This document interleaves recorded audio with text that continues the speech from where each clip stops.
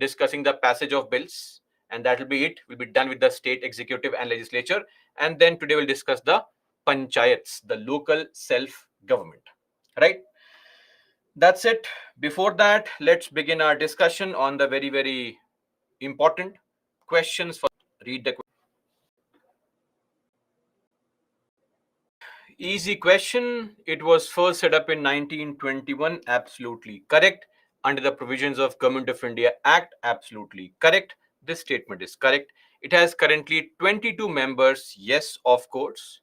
All from Lok Sabha is wrong because it has 15 from Lok Sabha, 7 from Rajya Sabha.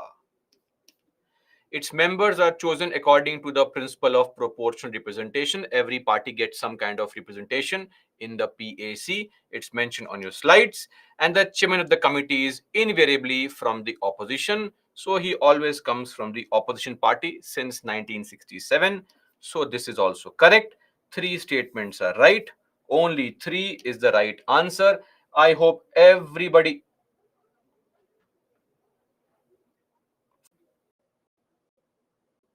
So, third question, this is correct. Other statements are wrong. So, B is the right answer. Third question, please follow carefully. Question. Constitutionally. Do you remember this question was asked earlier as well by me only? That constitutionally. So, as per the constitution, the vice president should be qualified for election as a member of which house? Please tell me. Which house? Rajya Sabha. Yes or no? This means constitutionally this person may not be eligible, but yes, in practice. So, anyway, for the president, yes. And for governor, this is not required only. What is required is age and citizenship, whether you are qualified for election as Lok Sabha member or Asam member. That is of no concern. So, of course, governor, but not this person. So, A, 1 and 2 only. Right? Moving on to the fourth question for today. I'll give you a minute, read properly, mark the answer.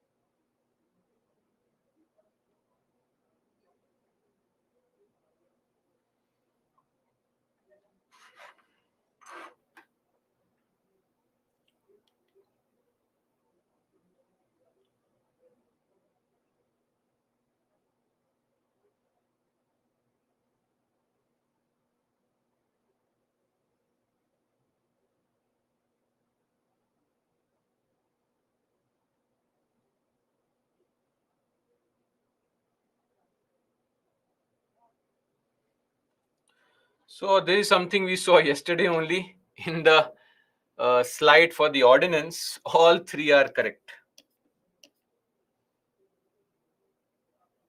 Okay. So, this, and this, all 3 are conditions with respect to where the president's approval is required. If an act of the state legislature containing the same provisions would have been invalid, this is the Article 254 type situation, the anti-need thing, right? If he would have deemed it necessary to reserve a bill, this is the referential veto concept. And this is where the financial emergency example. So these were actually mentioned in the slides. So the point is, if you had revised the yesterday's slides, then only. Otherwise, how will you answer this question without revision? So D is right. All the statements are correct. And last question for the day. Have to you become the CM or the PM, and then you can prove the majority. I think I explained this example under no trust vote. when I explained that Atal Bihari Vajpayee was made the prime minister and then he was asked, prove a majority. Within 13 days, he could not prove the majority and he resigned. Do you remember that example that I wrote also on the slides? So, nothing is mentioned in the constitution. Why will the constitution mention all these things? Okay, so one is wrong. Second one is, of course, Nayak article that we say a person who is not a member of the state legislature cannot be appointed as chief minister. Of course, they can, right? But the concept is he should be he should become the member of the house. Both are wrong. D, neither one nor two. Clear? That's it. Let's move on now to the topic at hand, that is a passage of bills. Before that, let me show you the leaderboard. Pranav Mishra, Mansi Tyagi, Ruchita, Samit. State legislature.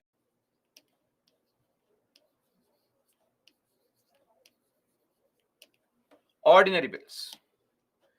Now, when it comes to ordinary bills, first things first. Two cases. Case 1, where the bill originates in the legislative assembly.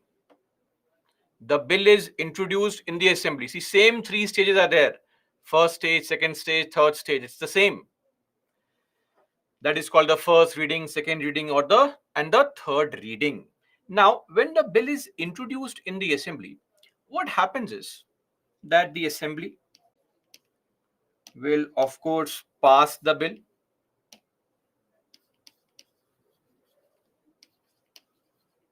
It goes to the council. See, council can always pass the bill. That's a given. Let's take other things into consideration. If passed, all is well, right? Now, what can be three situations where there could be a problem? Let's focus on those three elements.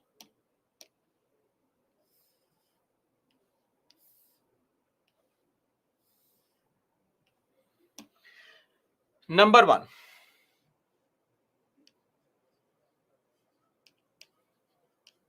rejects the bill. Number 2, makes changes. Number 3, takes no action. Takes no action for 3 months. In all these cases, if the legislative assembly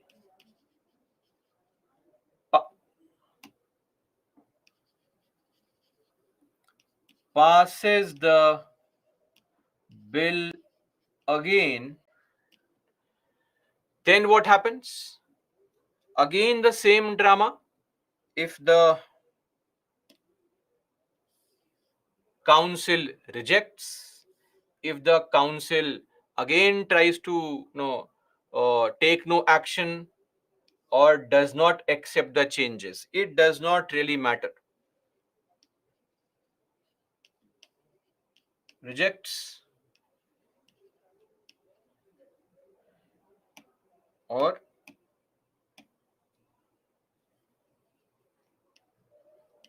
does not accept the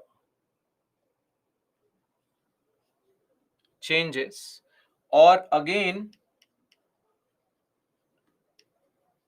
takes no action, then for a month, if it takes no action for a month, what happens? In all these cases, the bill is passed automatically. Bill passed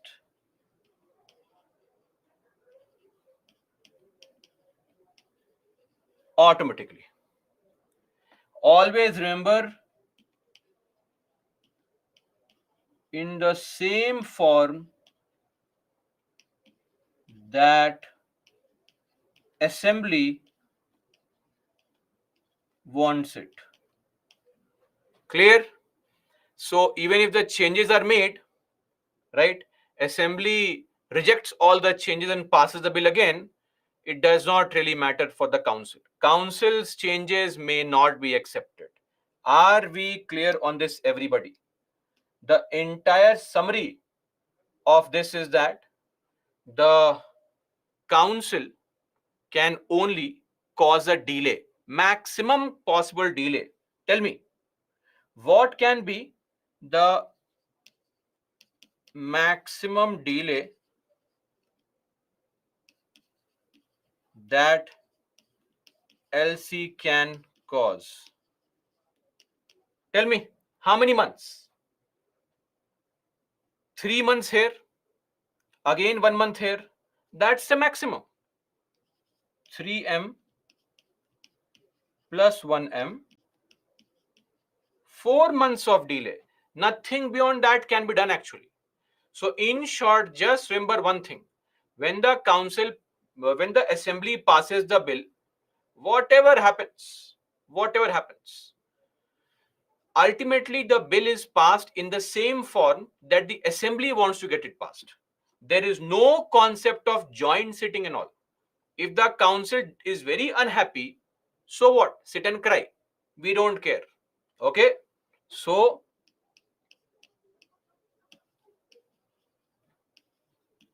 no concept of joint sitting. I hope this point is clear.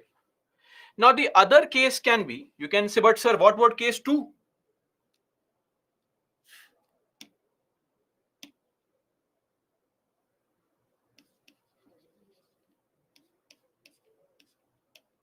Case 2.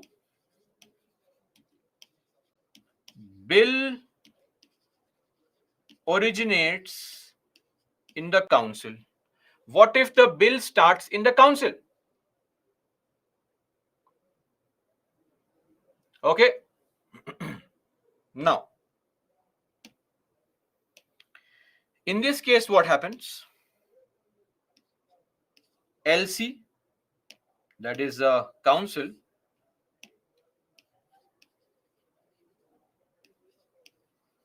will pass the bill. It goes to the assembly. Now, if the assembly rejects, bill ends. If the assembly makes changes, right, or passes the bill, or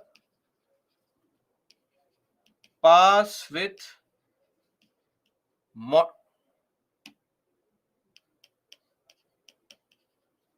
modification, what happens? In both these cases, bill passed in the same manner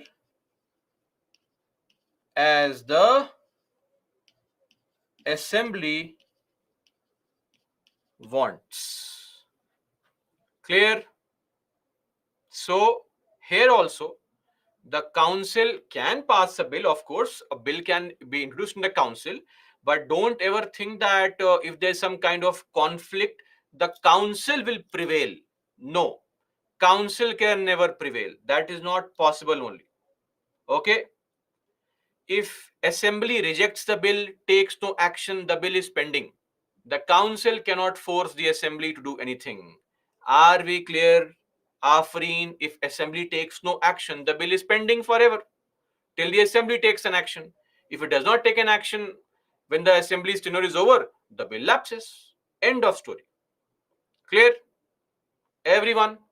So this shows that This shows that council's modifications, council suggestions are only suggestions.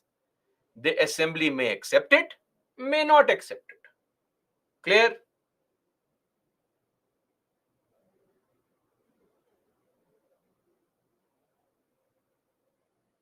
Which council?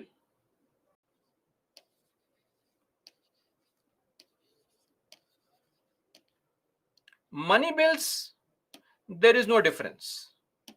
In case of money bills, council, this is similar to that of the Rajya Sabha. So, can only delay for how many months?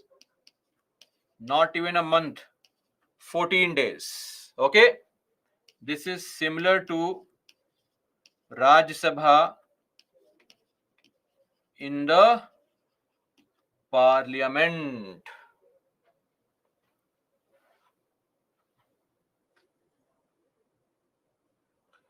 Okay, so this is yes, Rakesh, of course you can call them upper house and lower house.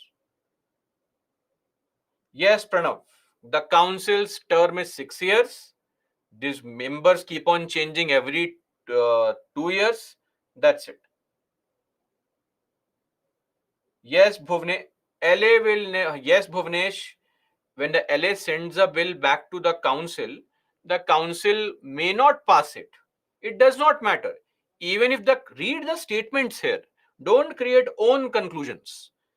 It may take no action also, right?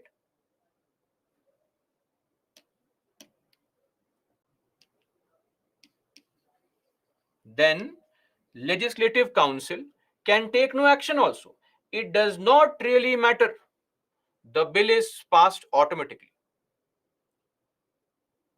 Swarufuddin, there is no such issue there. The issue is separate, which has got no relationship to the constitutional provision, which I am explaining here.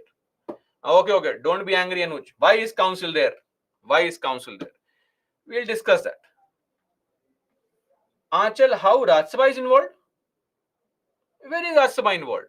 And I just gave that similar to Rajya Sabha. The similarity is drawn here. Hey, come on, be serious. Don't ask all these things. Sometimes I feel you're just taking me for a ride by asking these questions. I can't trust this stupidity. LC send bill to LA. What is the time period? There is no time period. Guys, cut the long story short. End every discussion. Hear me out. Hear me out. When a bill is brought in the assembly, ordinary bill, or the council, it does not really matter what is a concern or fight between the houses. The bill will always be passed in the exact same form that the assembly wants to get it passed. If the assembly says no, the bill is not passed. If the assembly says yes, the bill is passed in the same form that the assembly wants to. Council can keep on crying, it can do nothing. The only thing the council can do is cause a delay, hold the bill for maximum 4 months. That's it. Done. Are we clear on this? Everyone, don't confirm from me. Pooja, please, it's mentioned here. Bill passed automatically. If everybody starts asking, bill passed automatically, Pakka sir, yes, why will I write something wrong here? Please don't confirm statements. It's mentioned here. Are we clear on this? Everybody. Money bills, there's nothing unique. I think everybody knows for money bills, there's a standard provision. For money bills, when Rajya Sabha has no power, right? Money bills can be introduced only in the assembly. Money bills are introduced with the prior consent of the governor. Money bills are brought only by ministers. These things are same. But for ordinary bills, at least Rajya Sabha had the provision of a joint sitting. Here, there is no scope. Okay. Now, one last thing. What about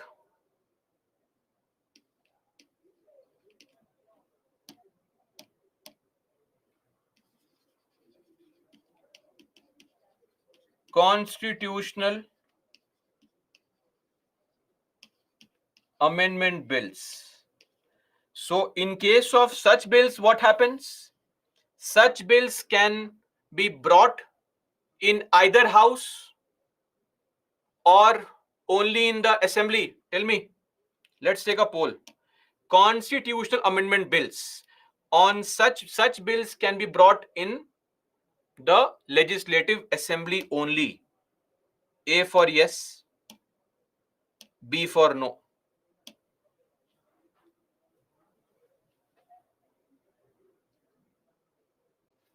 Oh, cancel this poll. It's too.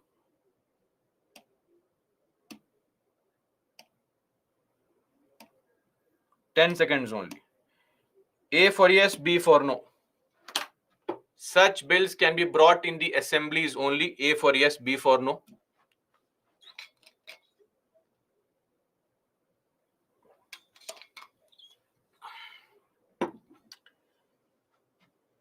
Grand salute to all those who marked A as the answer. Amazing. The revision that is going on. Hats off to you. How?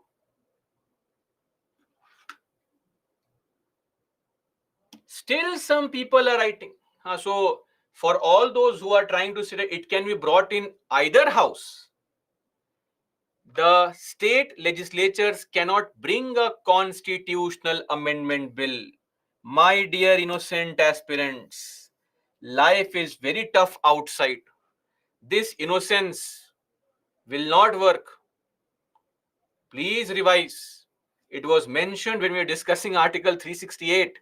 The very first line, such bills can be brought in either house of the parliament.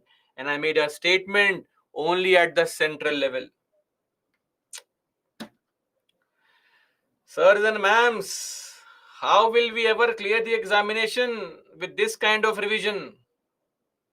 Anyway, so again I'll repeat that states cannot initiate any kind of proposal to modify the constitution. They can only wait, and if at any point of time the center tries to modify the federal structure, then such proposals are sent to states seeking their approval. That's it. Okay. So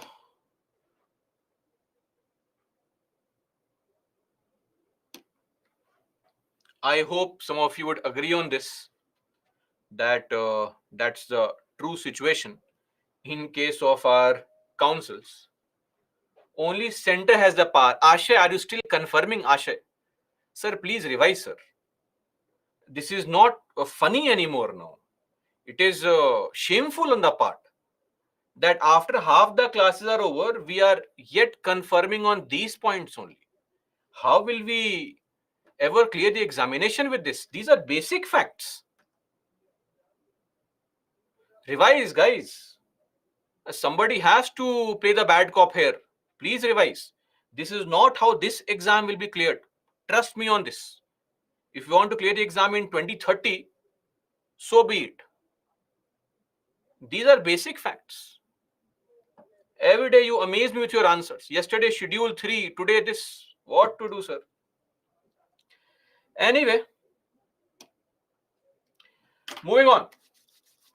Now, see, some of you have been asking constantly that does council have some special power like Rajya Sabha? Sorry to disappoint you. There is no such special power that only the council has. Nothing. Zero. There is no special power the council has. In fact, the situation right now is that we are trying to find out those areas where they have equal powers. Forget special powers, equal powers. For example, introducing a bill. Okay.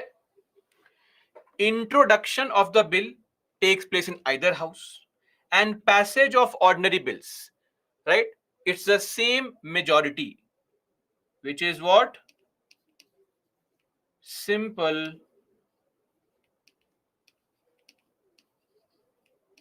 majority.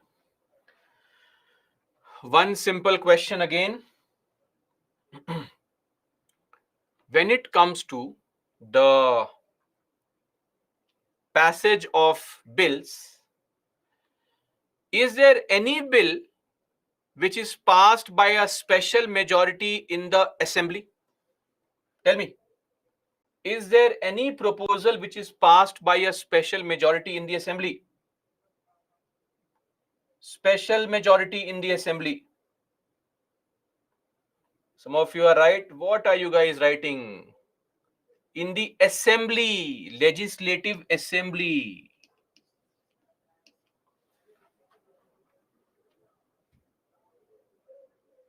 Okay, before you further disappoint yourself and me, it is the creation or abolition of legislative councils. Article 169.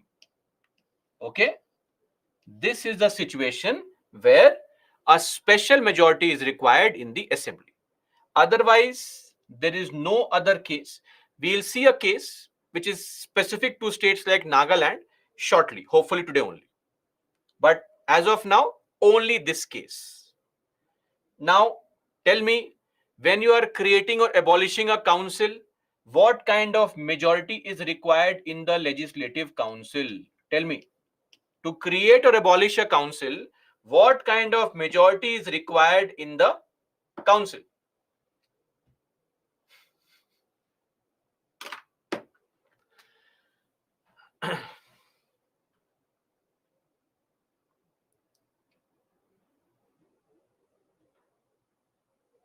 Sirs and ma'ams, what are you saying?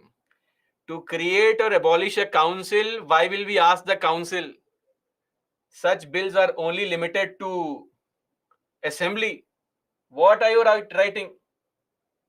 Special majority, effective majority, simple majority. To create or abolish a council, the proposal is only in the assembly, right? And then it is sent to the parliament. Why will the council be asked? Should we abolish you? And to create a council, how can you get the bill in the council? There is no council only. Still somebody is writing more than 50%. Arey sir, please. Okay. Anyway, I hope now you have understood council has no role to play in creating itself or abolishing itself. Okay. Approval of ordinances. So ordinances are basically tabled in both the houses. Are we clear? So take the example of say a state like Bihar. In Bihar, if either assembly or council is not in session, an ordinance can be brought. Or take the example of say Haryana. In Haryana, if the assembly is not there, ordinance can be brought, right? And when the ordinance is tabled in the house, they have to be tabled in both the house. Okay. Now, Acha, one more thing. Somebody was asking me about the chairperson of council. So just let me clarify. The chairperson of legislative council is not the governor. Please, not the governor. The chairperson here is somebody who is elected just like speaker from amongst the members. Elected by and from amongst MLCs. Are you clear? Okay. Now, selection of ministers, that's a point of equality. Ministers can come from either house. I mean, we have seen a situation even right now. Can you name a minister, a chief minister who comes from council? No, sir. Why Mamta? Mamta Banerjee's state does not even have a council. Don't write Mamta Banerjee. West Bengal does not even have a council. At least write the CM of that state which has a council. I had explained this earlier actually. Nitish Kumar from Bihar. A classic example of a chief minister who belongs to the council. Or the case of Maharashtra. Till recently, Uddhav Thackeray belonged to the upper house, the council. Or previous tenure, in the previous tenure, Yogi Adityanath belonged to the council. It was this time that he got elected to the assembly. Okay, so this is a very common thing, nothing unique here. Then any report of a constitutional body or a statutory body, when the governor tables the report in the house, the report is sent to both the houses. Okay, SFC, State Finance Commission, we'll be studying this today only. SPSC, State Public Service Commission, and CAG, Comptroller and Auditor General. Such kind of reports are tabled in both the houses. Of course, it will be very embarrassing that we simply exclude the council from any kind of discussion. So that is not done. And this is Article 321. If at any point of time you want to enlarge the powers of the State Public Service Commission, jurisdiction meaning power. Jurisdiction means the area of influence or power. So if at any point of time you want to extend, increase, enlarge the power of the SPSC, then you will have to bring such a bill in either house and get it passed. But passage is the same, that concept is the same. LCs can have no ultimate control over the passage of bills. Are we clear? For ordinary bills, the 4-month criteria stands strong. For money bills, it's the same old story. Pranav, is there any CAG? No, there is no CAG for states. We only have one CAG. That's the head in the country. The same CAG, the same department also audits all the state governments. Are we clear? The department is called Indian Audit and Accounts Department, which has around 133 offices across the country, over 50,000 staff. So it's the same CAG's team. That's it. We are done with the state legislatures. Now, from this topic, only one question could be asked on the importance of councils. It has been asked. So sadly, now asking a question from this within the next 2-3 years is extremely unlikely, right? So it has already been done. It won't be asked again. Explain the constitutional provision under which councils are established. Review their working and current status with suitable illustrations. So here, explaining the constitutional provisions, which article 169 needs to be explained, right? And then talk about their functions, talk about their advantages, talk about their challenges, right? We can also mention equality of power. Now, one point that I would like to tell you is suggestion. So what about suggestion? We'll discuss this. Guys, some of you are very angry that it is cost. It's just increasing the cost. Of course. But councils actually can be utilized. Not in the current form. Currently, they are bogus bodies. I fully agree with all those who are saying here that councils are useless bodies. I fully agree. Right now, they are not really of any help. But they can be of help if we make slight modifications. I will discuss this suggestion under the topic Panchayat. And then hopefully you can appreciate the importance of councils, but not in the current situation. We need some modification there.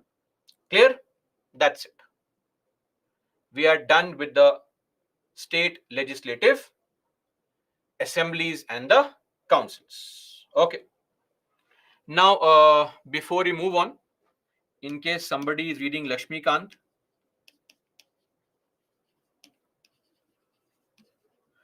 though these are extremely low priority topics, and low priority does not mean don't study. Please study. 30 to 33. As far as important articles are concerned, see, when it comes to the appointment and removal, I would request you to remember these two articles 155, 156. Why? Because the independence of the governor is very, very important. So a question along those lines can be asked at any point of time. So it looks always nice that you quote the article. I'm not saying if you write the article, the evaluator goes crazy. Oh, amazing. What has happened? Genius. He won't come to your house to give you the first rank, but it has a positive impact while he evaluates, right? That's how it helps. Okay. Apart from this, we'll have the same old story of going through these articles, like Article 200 is important, Article 254 is important. Yes, 163 is also important, right?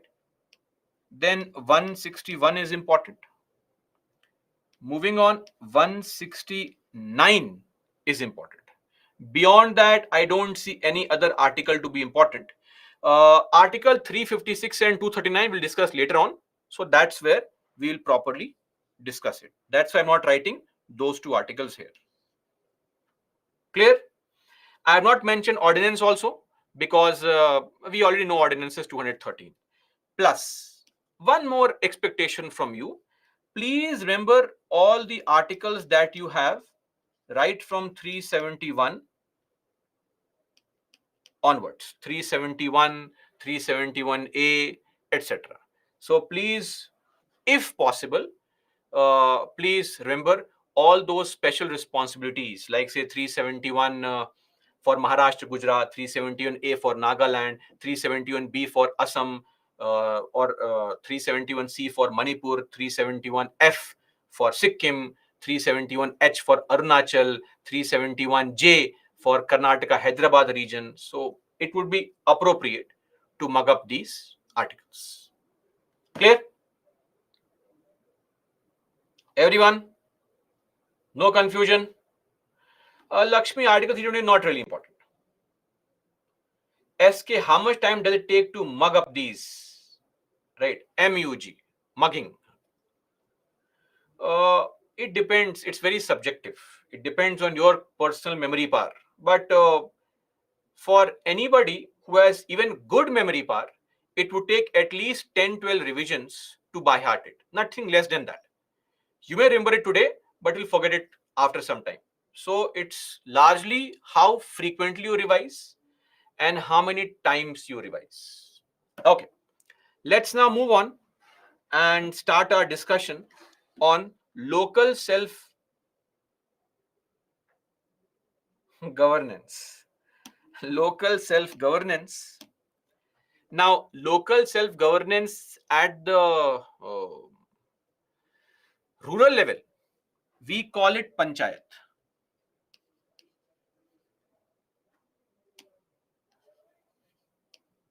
At the urban level, we call it municipalities. Okay, rural and urban, panchayats and municipalities. First up, we'll discuss the constitutional provision and we'll look at the panchayats that we have in the country, what is a provision, etc.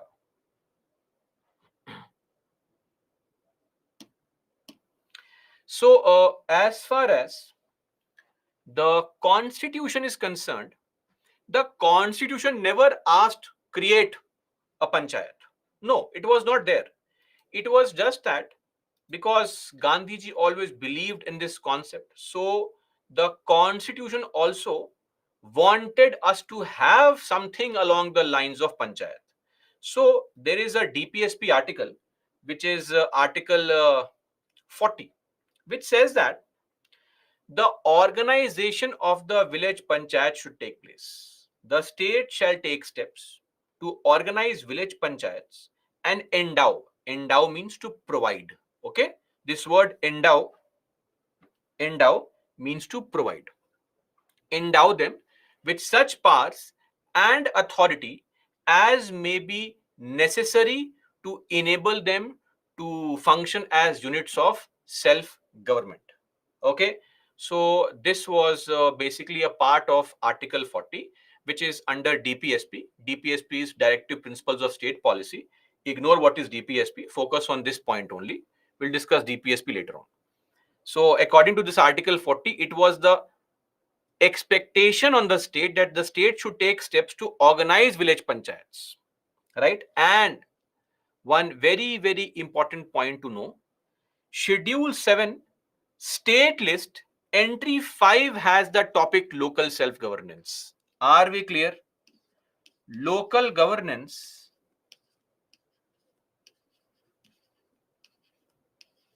is a part of state list subjects. State list, meaning when I tell you the provisions, there will be a lot of disparity with respect to certain provisions amongst the states. Are we clear?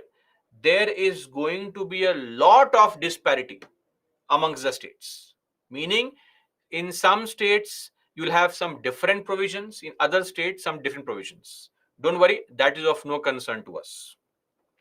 So you can see here that the constitution did definitely give importance that, oh, we need to have panchayats, but it never gave any status to panchayats. Okay. Anyway, let's begin our discussion with our first topic, panchayats. Now, before we begin, right from 1952, when this CDP was started, 1952, Community Development Program was started. We have had so many committees and commissions on panchayats, multiple committees and commissions on panchayats, starting with the Balwant Rai Mehta Committee. In fact, it was the Balwant Rai Mehta Committee which was formed in 1957 to evaluate the functioning of CDP. This committee actually gave the recommended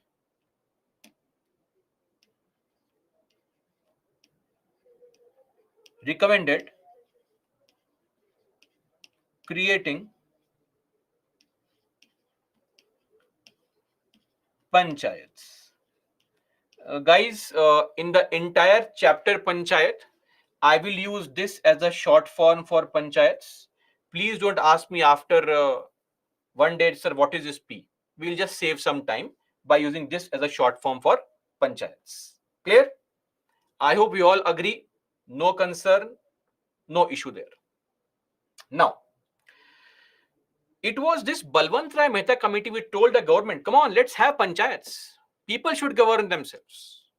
And based on this recommendation, we for the first time created panchayat in which state? First panchayat,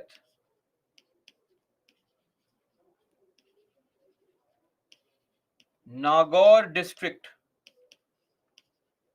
Rajasthan. So people of Rajasthan, a proud moment for you. Anybody from Rajasthan here? Nobody? Okay, great, amazing then. Hey, don't say no, yaar. Let them say yes.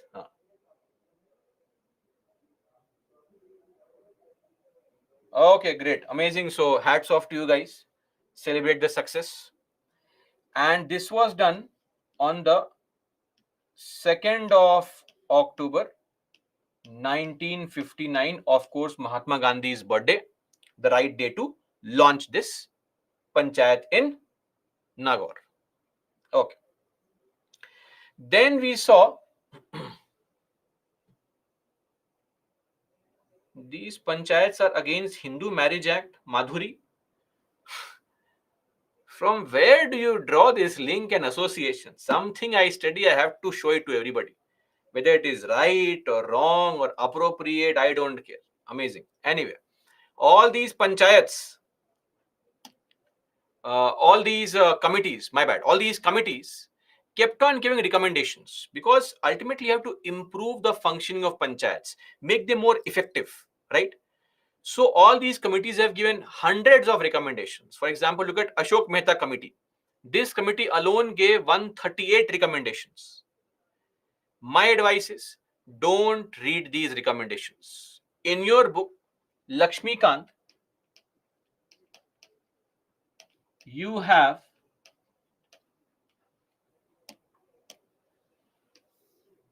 chapter 38, which talks about these panchayats. Now, the first few pages are focused on these committee recommendations only. Now the book only has few recommendations. No question has ever been asked on these recommendations in the last 30 years. 30, not 13, 30. Okay? So, in the last 30 years, there has been not a single question on these committees. Please ignore these committees. If in some mock test a question comes, that's of no concern to us. We know what questions have been asked and we should prepare accordingly. Okay? Now,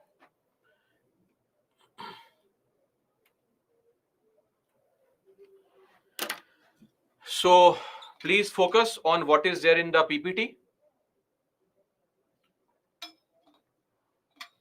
Don't go crazy for useless information, right?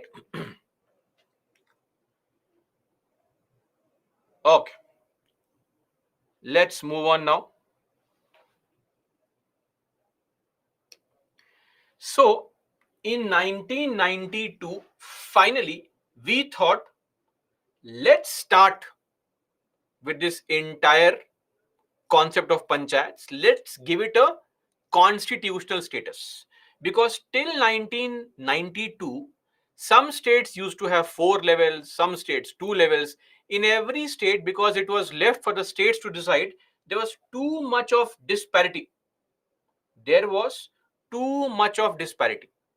So, to have some common provisions, the parliament modified the constitution through the 73rd Amendment Act 1992, and we had a part 9. Just like states are there in part 6, union in part 5, panchayats in part 9, and few articles were also added. Article 243 to 243O. It is not 2430. Okay, guys, it's 243O. Clear? Now, before we discuss what are the provisions, let me just explain to you firstly this entire structure, because I believe a lot of you would be from the cities, so you may not have an idea about how the panchayats are created. Okay, so let's begin our discussion. Please pay attention, because in all likelihood, your questions would be addressed without you even asking. But if you start asking questions in between, then you will skip on what I'm saying. And then again, it creates a gap, right? So have patience. Most of your doubts will be addressed without you even being bothered. But just focus. Okay. Firstly, let me just help you understand one important point. Let's assume this is one state. State.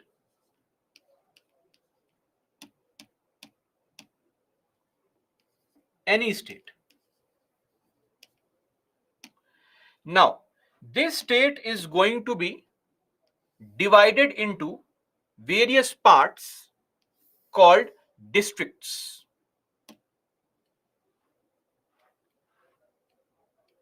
Let's write here only.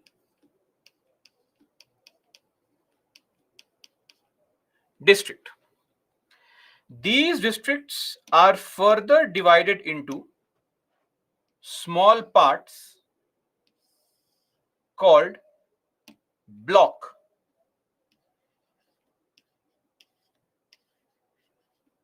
Okay. Now, this block can be known by various names. It can be called a samiti, it can be called a tehsil, it can be called a taluk, it can be called a mandal,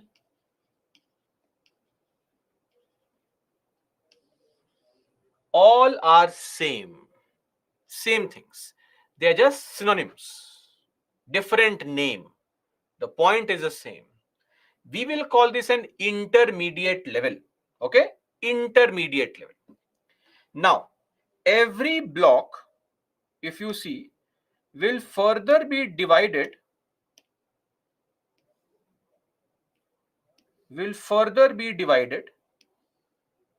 into gram, village.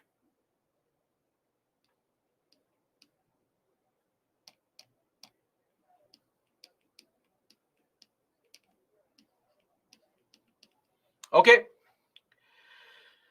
this structure so far. Now wait. This village is further divided into small parts. We call these small parts as constituencies. Small parts called constituencies. But in most places, these small parts are actually referred to as, with a common name, ward. What are they called? Ward. So think of ward as a small colony in your village. Gram. Gram is village. Clear?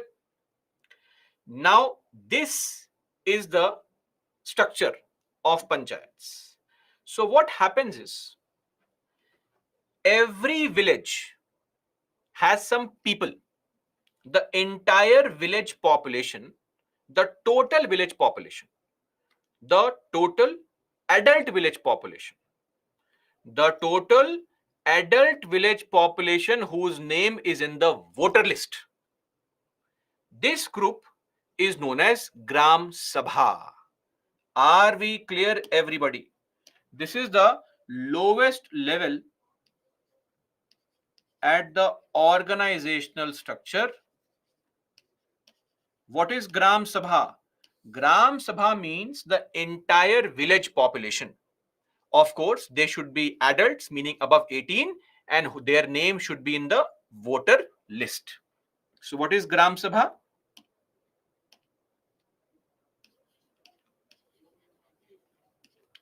Adult village population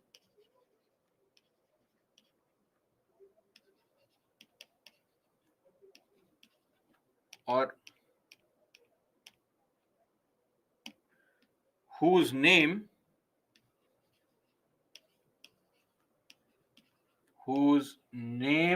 are in the electoral roll, meaning whose names are in the voter list. Everybody, like you and me, common people above 18. That's called Gram Sabha. Now, don't be confused here. Gram Sabha does not always mean one village only. Sometimes a village can be very, very small. So, Gram Sabha can be one village or a few villages also. One or few villages. This is what is a Gram Sabha. Average population of Gram Sabha, let me just tell you, across the country is 3,416 people. So roughly think of it as 3 to 4,000 people in one Gram Sabha. That's an average. This number can change, right? So this is all the people of this area. Think of this. All the people living in this area, they are what? The members of the Gram Sabha, collectively called Gram Sabha. Now, again, let's understand this point. We have people living in these areas. People living in these areas. These people are divided along what? The lines of wards. Yes or no? Into various wards. So this is one ward. All these people are now divided and live in different ward or different constituency. People of each this ward, all the people here will choose somebody who is elected from this area, just like MP MLA. They also choose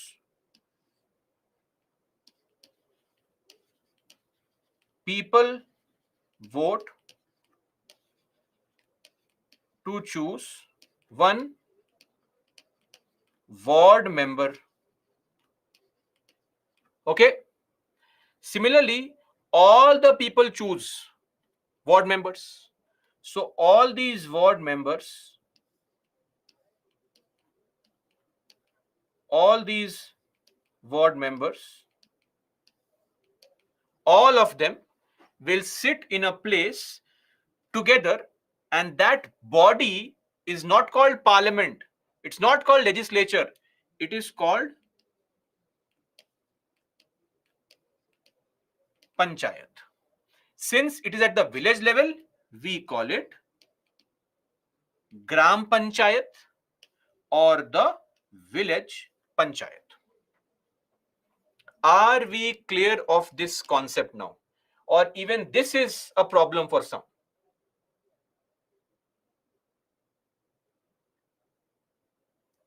Lakshmi, can you explain these through Venn diagram? Why Venn diagram, madam? This is the explanation.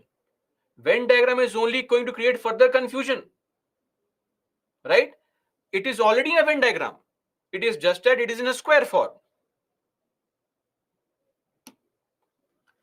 Are we clear, everyone, now? So this is how Gram Panchayat members are chosen. The entire village is divided into various small parts called wards. The people living in a ward, they will vote and choose a ward member.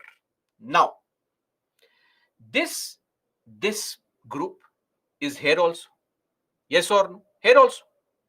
And the point here is that people are living here as well. So now, what is going to happen is that all the people living here, they will also vote.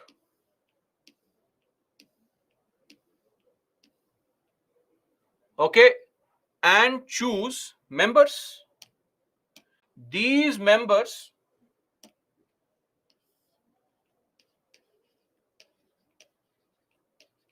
people vote and choose members. These members will go and sit in a place called intermediate panchayat or a block panchayat or a taluk panchayat or a mandal, etc. We will use a neutral term, intermediate panchayat. Okay.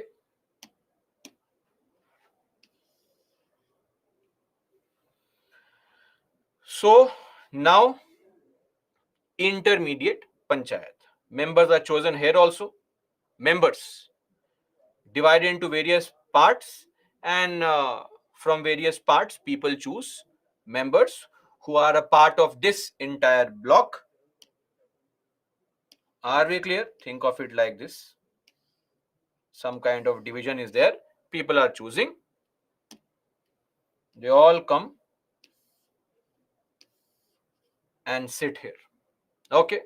Similarly, we also have the concept of district panchayat,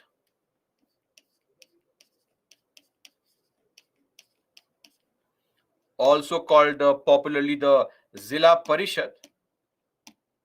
Here also, we have all these people who are living,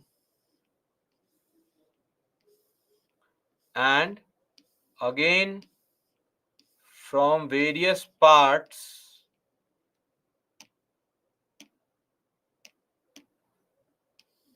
let's think of something like this. From various parts, people vote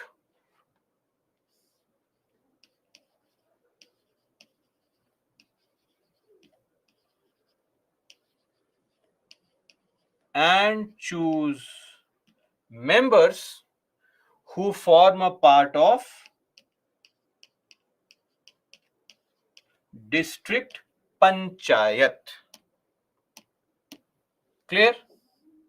So again, people coming from various parts here, members, all elected directly by the people. This makes three levels, three institutional levels here, the three-tier structure. Starting with what? Starting with the Gram Panchayat at the base. Above that, we have the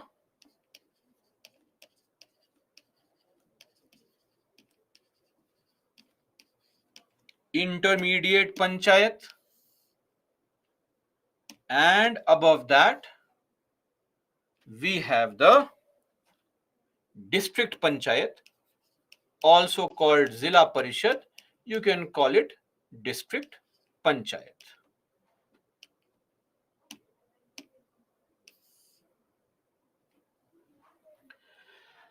Okay, so that's there. All clear so far? Now, all these bodies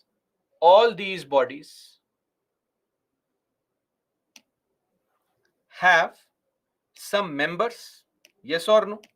We just saw Gram Panchayat also has members, District Panchayat also had members, Intermediate Panchayat also had members, and of course there has to be a chairperson also. So there will be a chairperson and members. Remember this here? Gram Panchayat, all the people here vote and choose one person who goes and sits here, one person who sits here, one from here. So this entire group is represented by this Gram Panchayat, which comprises of some people, 10-15 people, who are chosen by various wards from that area. Chairperson and members. Here also, I can, okay, let me write the full form only. Chairperson, members, and here also chairperson and members. Now, as we have seen here, here, and here, people vote, people vote, people vote. So, members at all the levels are elected directly by the people. Clear?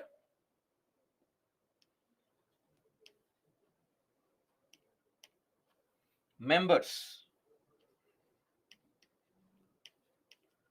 direct election. Members, direct election. Members, direct election. Now, how to choose these chairpersons? Very simple. How do you choose a speaker? The members of the parliament, the Lok Sabha, from amongst themselves, they choose somebody as a speaker. Here also, the chairperson is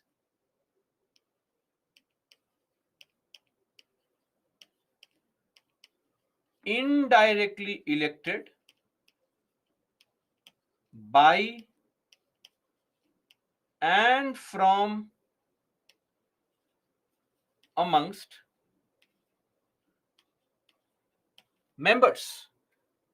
These people only choose somebody from amongst themselves that, okay, you become the chairperson.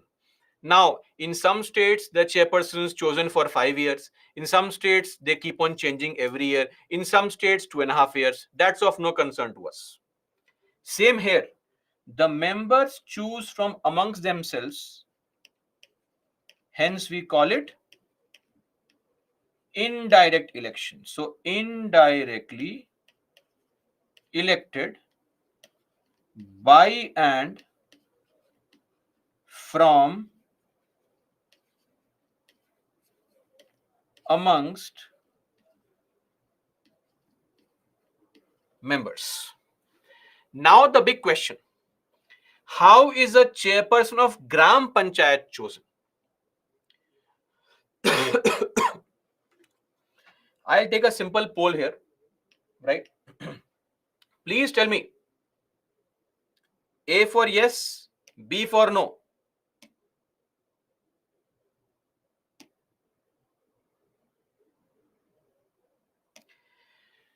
The chairperson called Mukhiya, Sarpanch, Pradhan, President, whatever name you may call the person, he is chosen directly by the people. Please press A if you think it's direct. Please press B if you think it is indirect.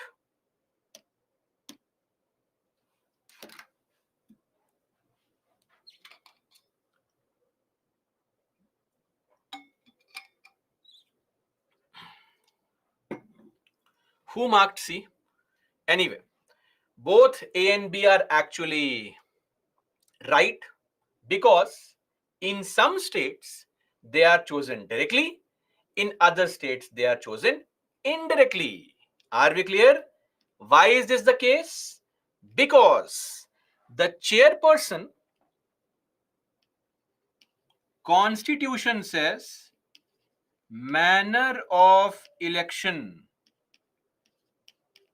state legislature by law to decide. Are we clear? That is why option C was there.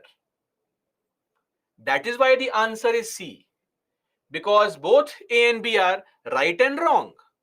Okay? Okay, Sama and Basanti, don't be angry. That is why the option C was there, because in some states it can be direct, in some states it can be indirect. The constitution says that the respective state legislature by law, what is by law? What is by law?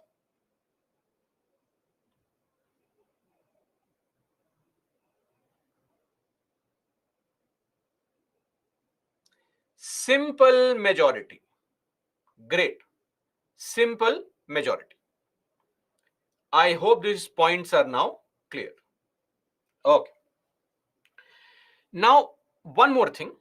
The chairperson of, see, I am telling you again and again, I am giving you the most standard names. I would request you to use these standard names only. Now, in your state, the chairperson of the Gram Panchayat can be called a Sarpanch, can be called a Mukhiya, Pradhan, President. I don't care. You should also not care. Okay? Don't worry. The point is that all that you should know is what is the procedure mentioned in the constitution. Don't worry, you will never be asked to conduct elections for panchayats, at least till the age of 60. Okay?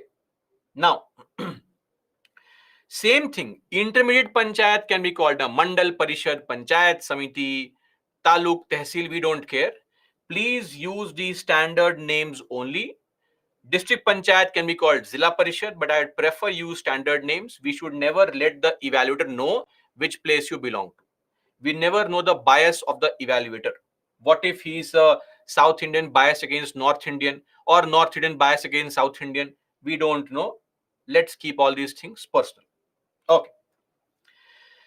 Now comes the puja. Difference between Gram Panchayat and Gram Sabha. How can that be a question? Gram Panchayat is an elected body. Gram Sabha is the people of a village.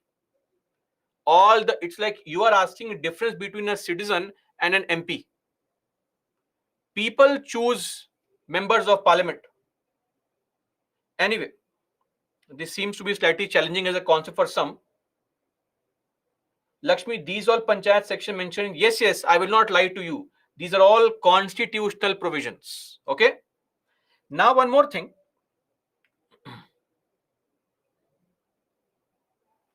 Yes, Divya, everybody, the same part of a block, you vote for a block member. You're also a part of a district, you vote for the district panchayat also.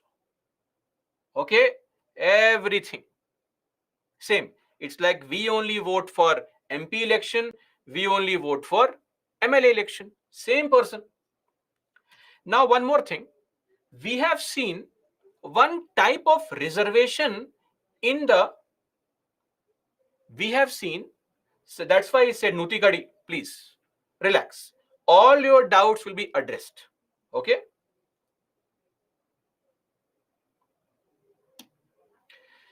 now in the Lok Sabha, in the Rajya Sabha, in the Vidhan Sabha, in the Vidhan Parishad, we have reservation for SCs and STs.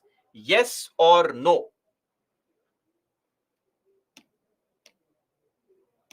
A for yes, B for no.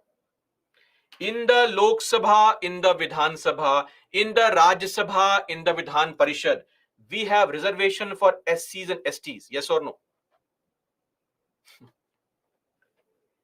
In the Lok Sabha, in the Vidhan Sabha, in the Rajya Sabha, in the Vidhan Parishad, do we have reservation in Rajya Sabha for SC STs? Do we have it for Vidhan Parishad? Now tell me, you don't even listen to the question properly. How will we ever clear the examination like this? Okay, we have no reservation for SC ST in the Rajya Sabha. We have no reservation for SC ST in the Vidhan Parishad. The reservation is only in the Lok Sabha and the Vidhan Sabha, the assembly, the directly elected houses. Are you clear now? This I think you know. Okay. Do we have reservation for women in the Lok Sabha? Tell me. Type yes or no. Do we have reservation for women in the Lok Sabha? Oh. 10 seconds. A for yes, B for no. Reservation for women in the Lok Sabha. A for yes, B for no.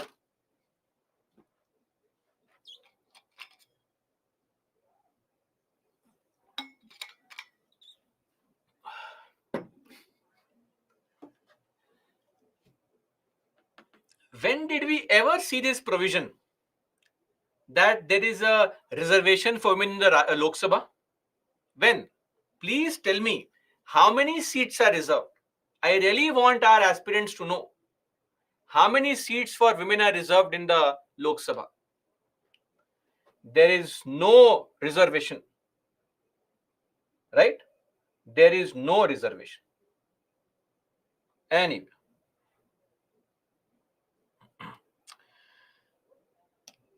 but in the panchayat, there is mandatory constitutional reservation, right? So we have Article 243, capital D. I would request you to remember this article. This article is important. It talks about reservation. Mandatory reservation.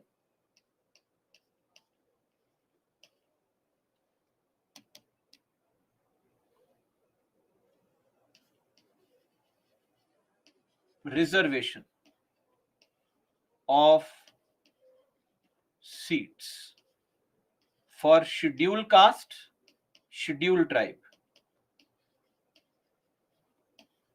based on population. For women, how many seats are reserved? Not less than 1/3 seats.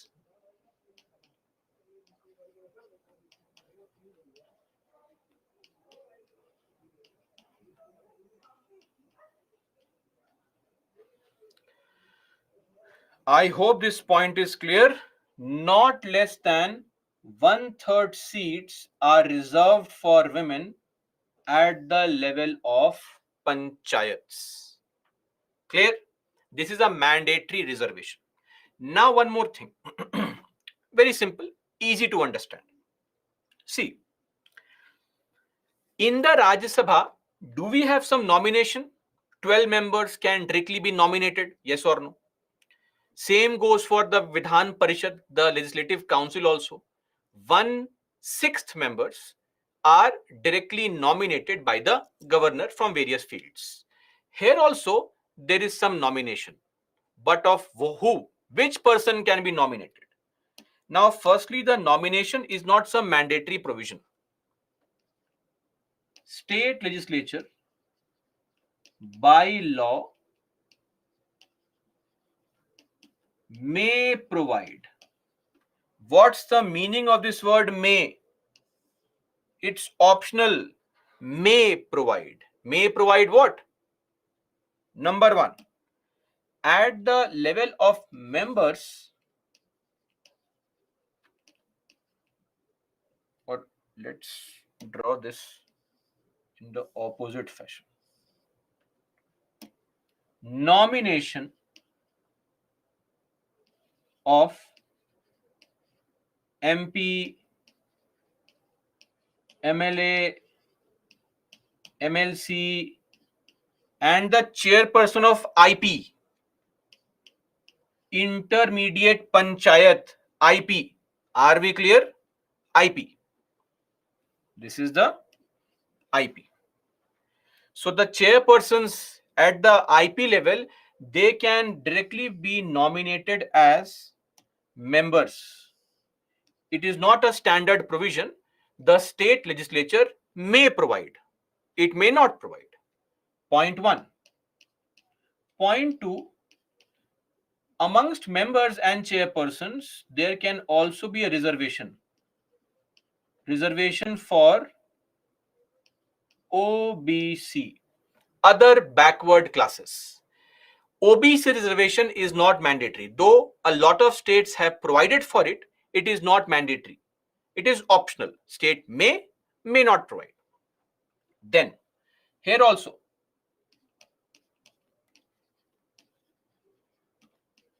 nomination of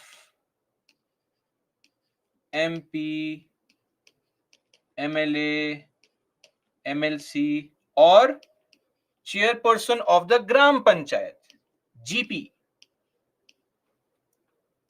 Gram Panchayat.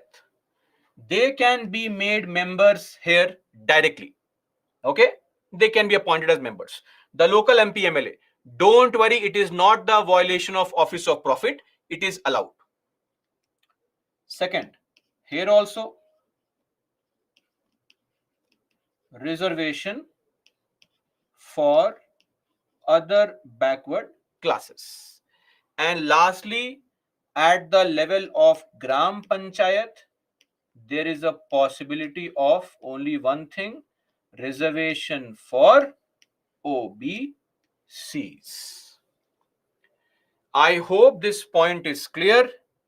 This summarizes our entire concept of panchayats in one slide, all the constitutional provisions mentioned here. Now, at every level, you have some officer attached. At the Gram Panchayat level, we have a person called Panchayat Secretary. Okay. At the intermediate level, we have a person called BDO, Block Development Officer. And at the district level, we have the officer called DC, District Collector. These are all executives. Okay. So the panchayat has a link between the government and itself. Who will have the link? Who will act as the link? Who will control, or who will ensure that the provisions, the issues pertaining to the Gram Panchayat or the Block Panchayat or the District Panchayat are sent to the state government at various levels? These executives, they are your link with the government. Okay. So here it's the district collector, people like you, some of you clearly IAS officers. BDO, the block development officer, and panchayat secretary. Okay, that's it. Now, just to tell you that this concept or this idea of panchayats is of such grave importance that in our country we have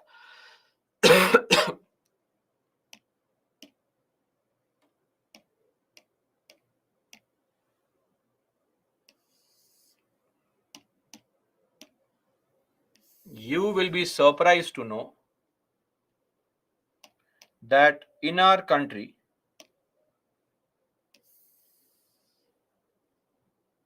there are roughly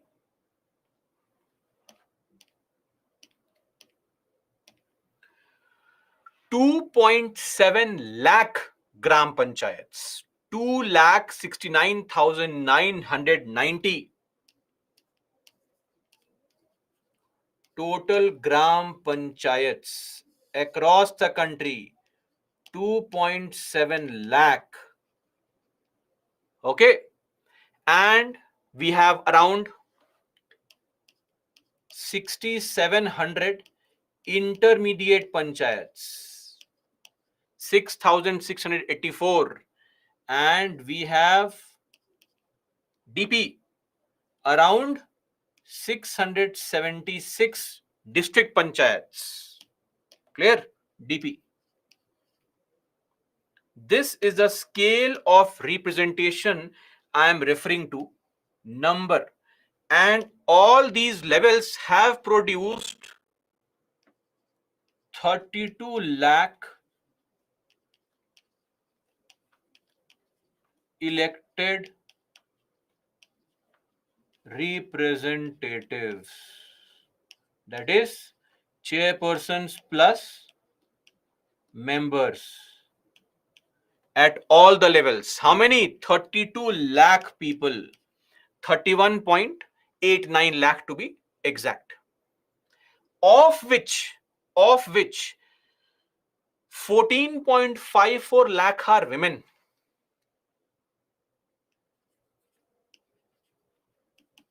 of which 14.54 lakh are women. This is roughly 45.6% or around 46%, which is way higher, way higher. This is the scale of representation that we are talking about. Okay.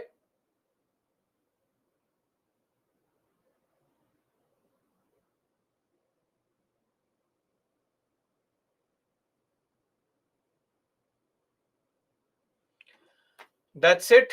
We are done with our discussion on the structure of panchayats. Okay. Now, in your state, I will tell you once again, in your state, the names can be different. Please understand, it may not be possible for somebody to know what is the name of the panchayat at your state. If you go to UP, the Gram Panchayat chairperson is called Pradhan. If you go to a state like Bihar, they are called Mukhya. If you come to Tamil Nadu, they are called President, right? So it may not be possible for me also to know what nomenclature your state has given. If you want to know for your own state, please download your own state's Panchayat Act. But that is of no concern for UPSC. In your state PCS, if it is asked, that's not my problem. But UPSC will not ask, tell us the name of the Gram Panchayat's chairperson in Rajasthan. Secondly, these are the standard terms used. DC is a district collector, an IS officer. Now, if you ask me, sir, does he come through UPSC? It's not mandatory. You can come through SPSC and can get promoted also. So these kind of questions will make no sense. Okay. Same goes for BDO. State service examinations. Of course, now BDO will not come from UPSC, from state services. Can be a promotee also. Promotions also there. Same goes for Panchayat Secretary. Clear?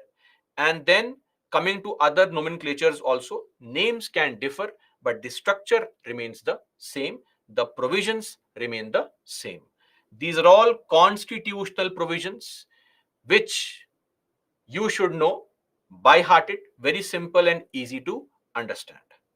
I hope I have made myself extremely clear. And now let's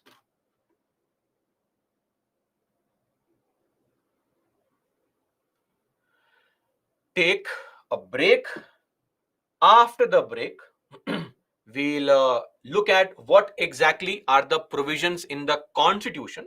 It's the same thing. We have seen the structure now. Now I'll show you how those words are mentioned in the Constitution and some other provisions as well. Once it's done, we'll go to discuss the problems concerning panchayats. That is a more important topic for us. Clear? Okay. Take a break. Be back at 7. I'll leave at this slide.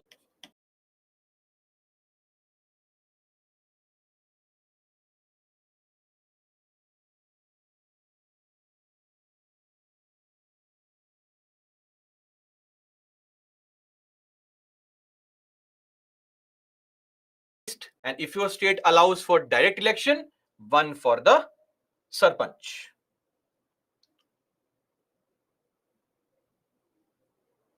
Yes, Anu, what is that? State legislature by law may allow MLA MP. And then that would not still be 5, that would be 6 then. MLA also, MP also. Then add the graduation voter also. In the case of MLC, that would make it 7. Add teacher also, it would make 8. Anyway, 5 is not correct. Who amongst please don't bring either be rural, Mandal Parishad, Zila Parishad, that is MP. As I said, in your state, sir, name can be different. So Mandal Parishad Territorial Constituency. Basically, this is the Mandal Parishad Territorial Constituency. This is the Zila Parishad Territorial Constituency. That's it. Nothing else. Should we proceed now? Everyone?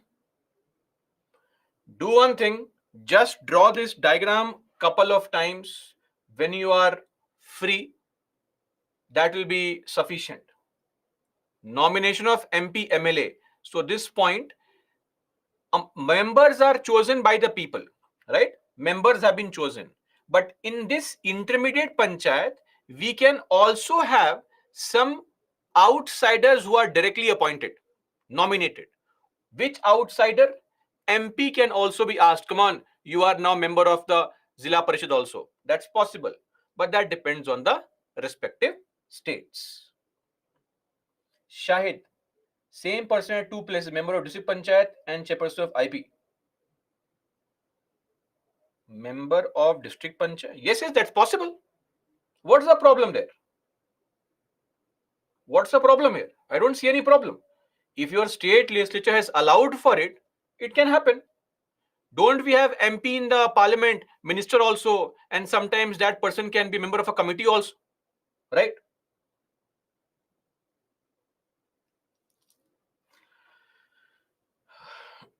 Now, let's see all the provisions one by one.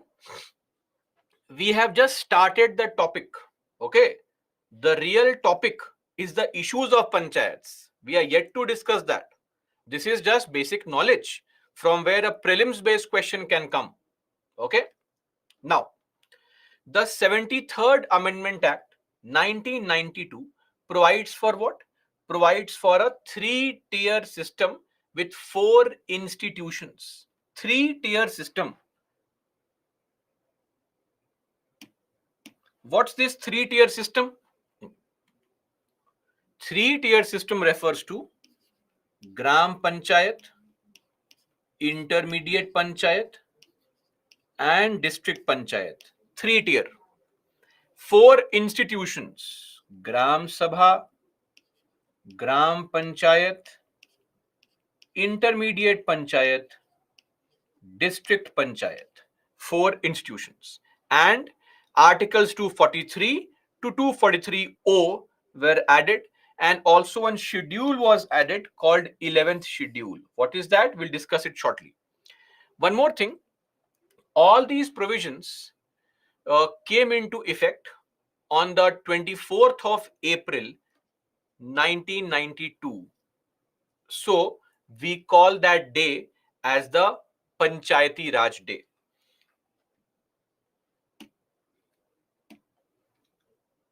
24th April, celebrated as the National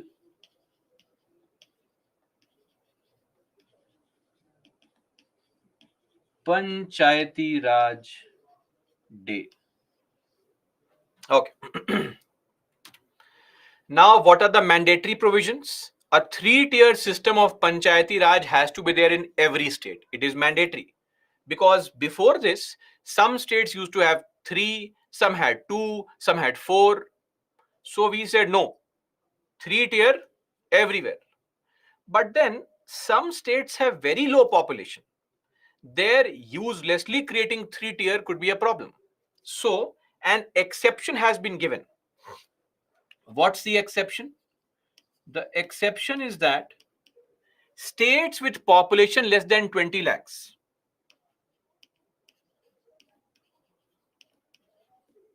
in states with population less than 20 lakhs, IP may not be created.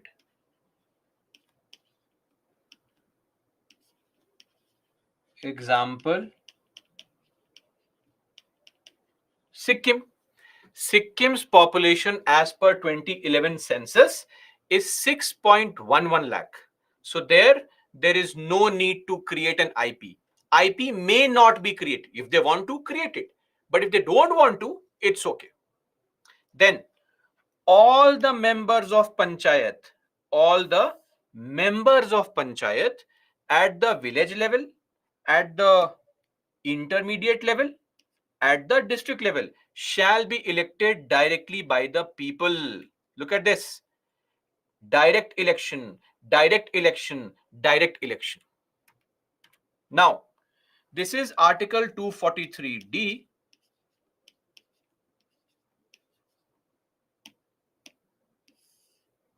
Reservation of seats for SC and ST in every panchayat, and reservation of not less than 1/3 seats, 1/3 of the total number of seats for women. Reservation of seats, meaning reservation both in terms of chairperson and amongst members. Seats will be reserved for SC/STs, and here also both for women and SC/ST. Then 5-year term of office, just like the Lok Sabha, just like the Vidhan Sabha, 5-year term of office. Now, in the Lok Sabha or the Vidhan Sabha, what is the minimum age to contest? Can somebody please write this answer, or will that be too difficult? Minimum age to contest. Open your ears and listen to what I am asking. In the Lok Sabha and the Legislative Assembly, what's the minimum age to contest? Here also mistakes are being made. In the Lok Sabha and the Assembly, the minimum age to contest is 25. Okay? In the Rajya Sabha and the Legislative Council, the minimum age to contest is 30. Clear? But at the level of panchayat, the minimum age to contest is 21 years. How many years? 21 years. So at the age of 21, you can now contest elections for the panchayats, not for the Lok Sabha, not for the assembly, not for the Rajya Sabha, not for the council, but for the panchayats. Okay. Now, when it comes to just a sec, guys.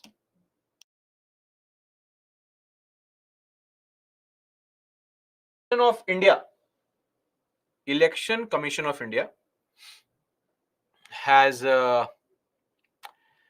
been given the task to conduct elections for the Lok Sabha, for the assembly, for the Rajya Sabha, for the council, for the president, for the vice president. That's it. The conduct of elections for the panchayats and municipalities is given to a separate person only. That person is called State Election Commissioner. This is a constitutional body. Okay. This is mentioned under Article 243 capital K. Okay. SEC, State Election Commissioner. Are we clear? This person is given the task to conduct the elections for the panchayats and municipalities.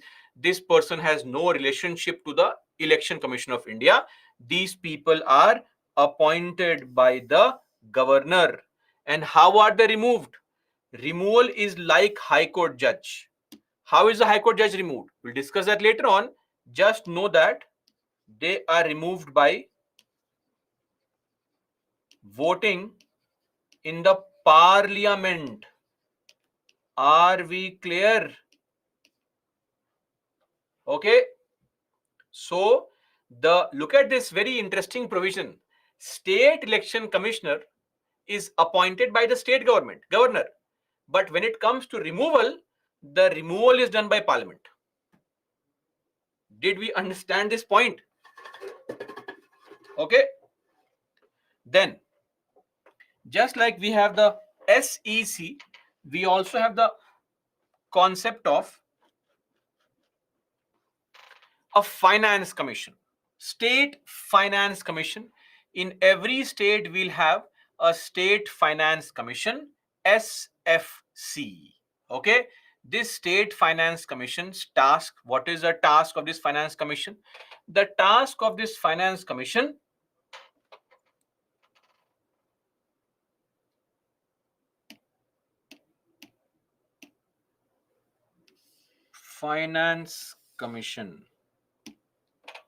This is also a constitutional body, which is Article 243 capital I, SFC.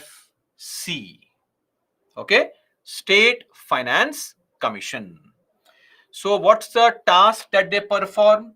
Of course, a very simple task would be to advise on what taxes can be given to panchayats. Advise whom? The state government. Also, advice on what grants can be given for panchayats, free money given to panchayats. Clear? That's their task. We also have the concept of auditors. Who is an auditor? Auditor is somebody who evaluates the money being spent, right? So for audit, again, state legislature by law decides how to hire auditor, etc. Clear? CAG has no control here. Are we clear on this? CAG cannot come to the panchayat level and conduct the audits. It will be impossible. So much of work, they'll commit suicide only. Right? So this is only limited to CAG's task is limited to auditing the central government and the state governments. Panchayats, you please hire your own auditors. Now, let me explain this concept of reservation for once. when you are reserving seats for scheduled castes and scheduled tribes in any, let's say in Gram Panchayat, this Gram Panchayat has, say, 10 members. Let's assume 10 members. So, this entire village is choosing 10 people. Now, we have to find out in the village what is the percentage of SC population. What is the percentage of ST population? Let's say if SC population is 20%, ST population is 10%. Then, out of these 10 members, how many seats should be reserved for scheduled caste people? 20% seats. This means 20% of 10, 2 seats. Yes or no? So, members in proportion to the population of the SC/ST in that panchayat area. Clear? Everybody? Basic. But when it comes to chairperson, how many seats of chairpersons are to be reserved?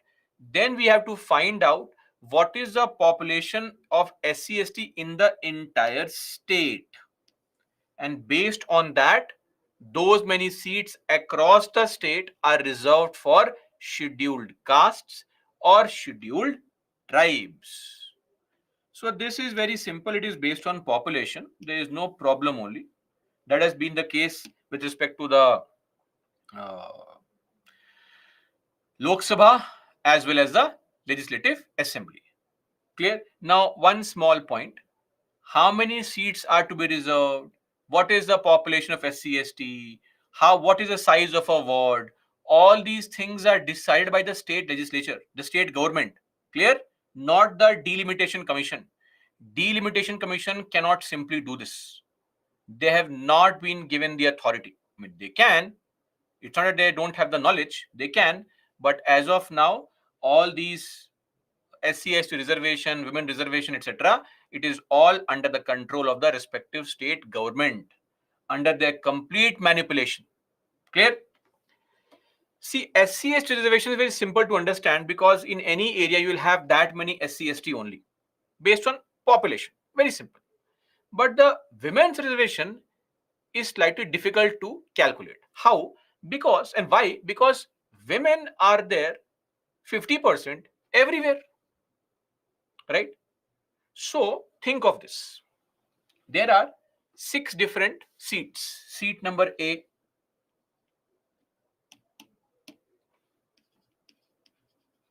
seat A, seat B, C, D, E, F.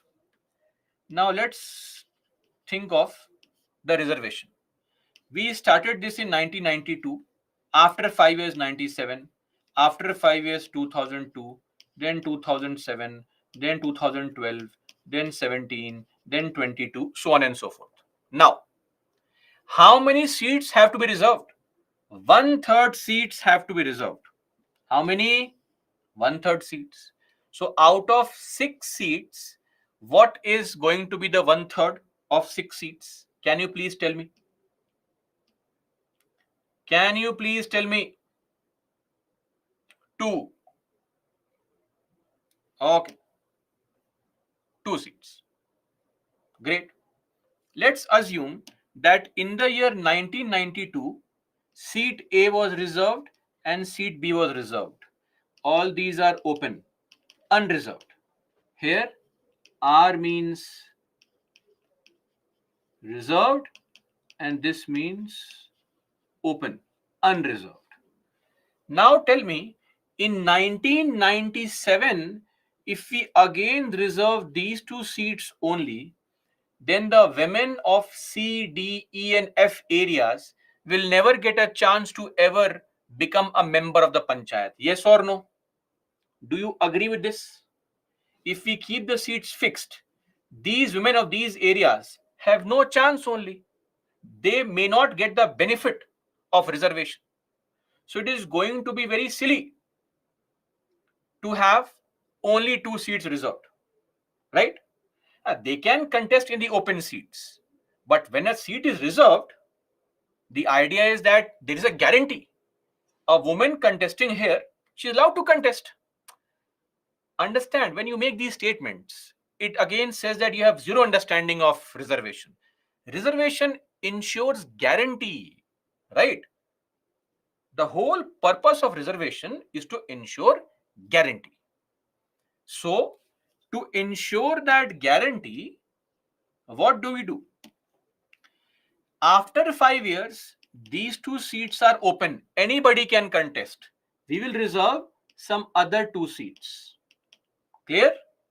After 5 years, again, these two seats are open. We will reserve some other two seats. After 5 years, other two seats. After 5 years, other two seats. After 5 years,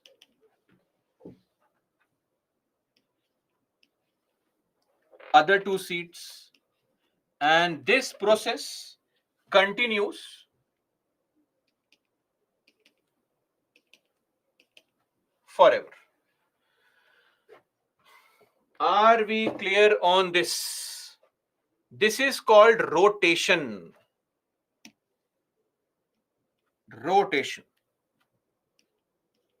Does it make sense? Haji Pooja, now what is the problem here?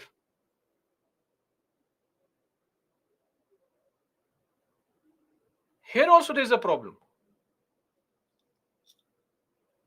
This is by far the best way to have reservation. Suggest an alternative then. I mean, in this fashion way, every area, the women of every area will ultimately get a chance to contest. Are we clear? The reservation keeps on rotating. Simple. Okay. See, you have the reservation explained here. Watch the video a number of times. One more thing, please understand. Of these, we have to have SC/ST women also. Some seats have to go to SC/ST women. That is based on percentage population. Clear? So within the women also, there has to be some reservation for SC/ST. Okay? And for open, meaning unreserved seats, it is just like the Lok Sabha. It is just like the Rajya Sabha. Why is Soyab asking this question? Did you not ask this question in the case of Lok Sabha also, which I addressed? Tell me, in the case of Lok Sabha, all other seats which are not reserved for SC/ST, can SC/ST person contest from there? Tell me.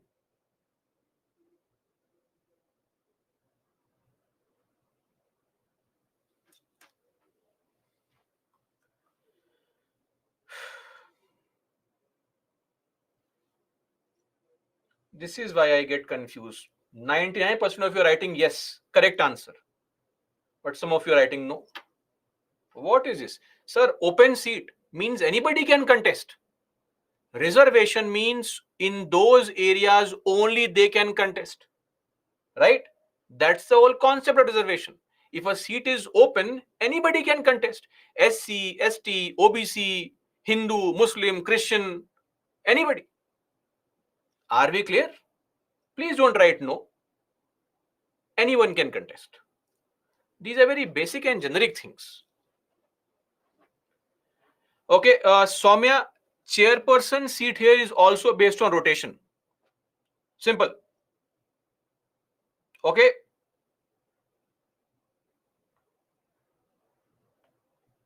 Everybody clear now? That's it. So it's a very interesting way, rotational basis reservation. But let me just come to this point again in future. You can find this very nice, but it does not have a very good effect actually. I'll come to it shortly.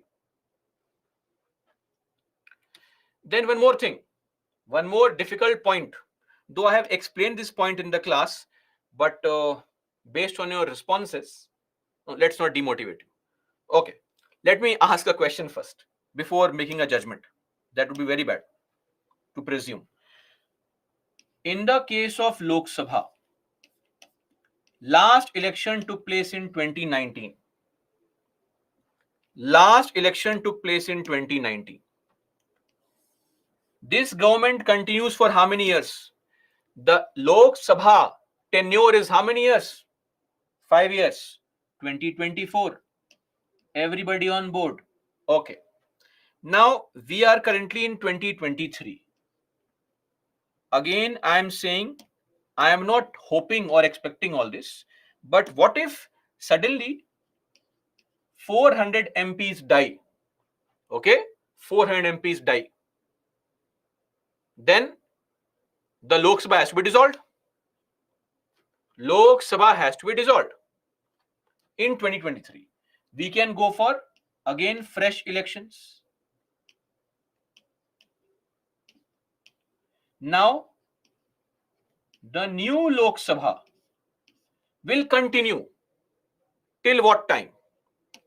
Please mark the answer A 2024 and B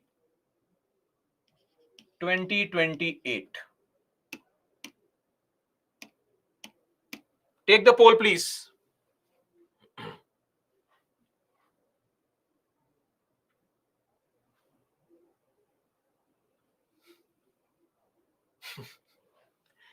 I did not want to presume, but see, that is a problem.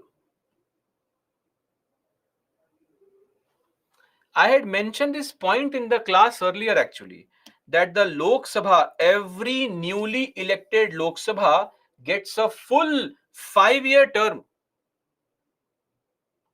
Sir, you have taught this earlier also. Yes, Pihu, I have, but who will tell other innocent people? Every newly elected Lok Sabha gets a full 5-year term. If something happens in between, that's secondary. So, please guys, the new Lok Sabha will continue till how much time? 2028. Are we clear?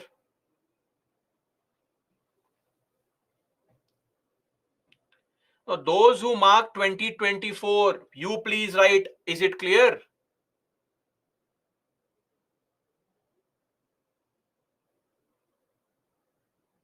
Okay. Others, it's clear only. Ashay, but in which case it run for 2024? In no case. In no case can that ever happen. Are we clear? Okay. This concept is okay for Lok Sabha. This concept is okay for the Legislative Assembly also. But this concept is not applicable for panchayats. Are we clear? This concept is not applicable for panchayats. Meaning, if I give the example here of panchayat, a panchayat, if it gets dissolved in between, and here a new panchayat is formed, it only gets the remainder period, not the full 5-year term. Now you tell me, why does this happen for panchayat? Tell me. Why do we have this for panchayats? Think. There's a very, very important reason behind it.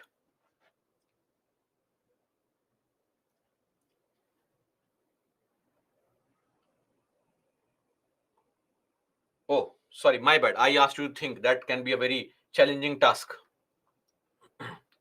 See, how many panchayats do we have across the country? Just take gram panchayats, for example. Gram panchayats, 2.7 lakh gram panchayats. 2.7 lakh. This means in a state, there are thousands and thousands of gram panchayat. And in a large state like UP, Madhya Pradesh, Rajasthan, Tamil Nadu, Maharashtra, can you imagine thousands of gram panchayats? If every day some gram panchayat is getting dissolved and they have a different 5-year term, the SEC will have to keep on conducting elections only daily. Daily in some area, panchayat election. Daily in some area, panchayat election.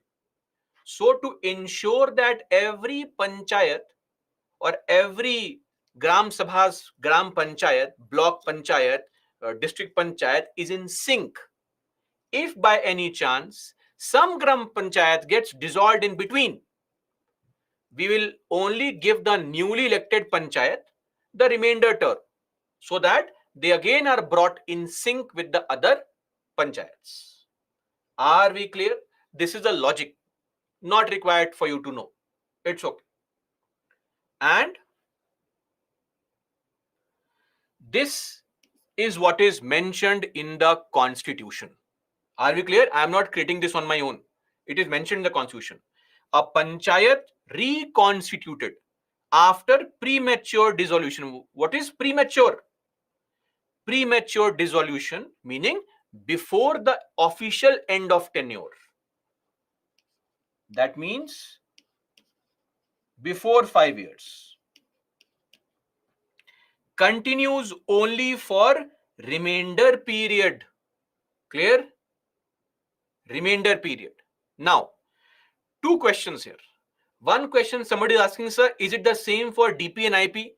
Sir, I am mentioning panchayat. Did I mention only gram panchayat? Gram panchayat, intermediate panchayat, district panchayat, same provision. Okay? Second question. How does a panchayat get dissolved in between only? That the respective state legislature by law decides what can be a provision. Like in some states, the panchayats can be dissolved on allegations of corruption. These things are there. So how does a panchayat get dissolved? The respective state legislatures make laws. Clear? Okay. Prem Kumar, we'll discuss proxy. Just calm down. Let me come to issues first. Firstly, see the provisions, then issues. One more thing. Elections must be held within 6 months. If at any point of time a panchayat gets dissolved, in between only, before the end of tenure, elections have to be held within 6 months. Clear? Now, one more point. If only 6 months are left, let us say the panchayat gets dissolved in the month of January 2024, and the 5-year period was about to come to an end in the month of March 2024. Now it is illogical that for 2 months we go for elections and elect new members. Yes or no? Do you think it's illogical? Of course. For 2 months, that gram panchayat, that block panchayat, that zilla parishad can remain without a functioning body. No problem. It's okay, because elections also involve cost, money, taxpayers' money is involved.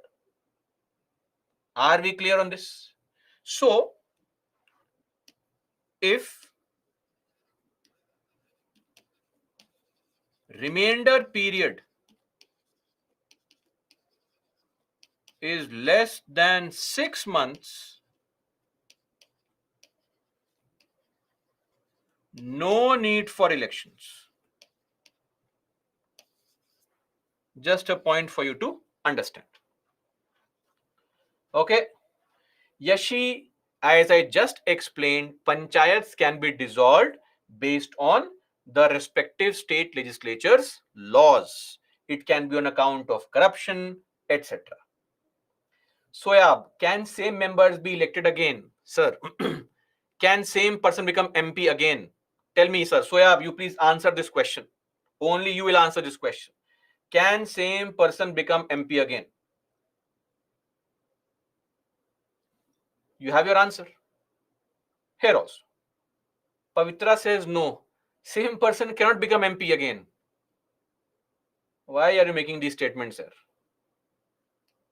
Anum, you please see the recording here, okay, for the explanation. Are we clear on the elections now? We have some popular people in the class who are extremely popular. So anyway, now see, let us come to a very critical question. Eventually, all this drama to conduct elections for what? For giving them power, for giving them functions. Because we are constantly saying that we want decentralization.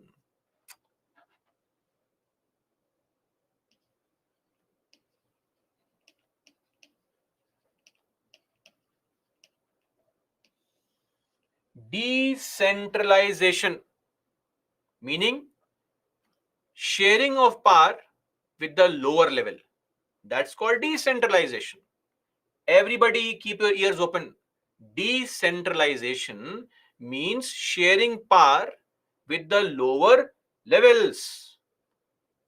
Okay? Sharing power with the lower level. This is the whole concept of the panchayats, making the people masters of their own destiny. So, in the constitution, there are two specific articles added which talk about what kind of functions can the panchayats perform and what kind of money, funds can be given to panchayats. First up, functions, powers, authority, and responsibilities of panchayat. Now, look at the biggest problem here. Subject to the provisions of this constitution, the legislature of the state. Fair enough? The state legislature. Can you see the word? What's the word? May. May not. May by law. What is by law? Simple majority.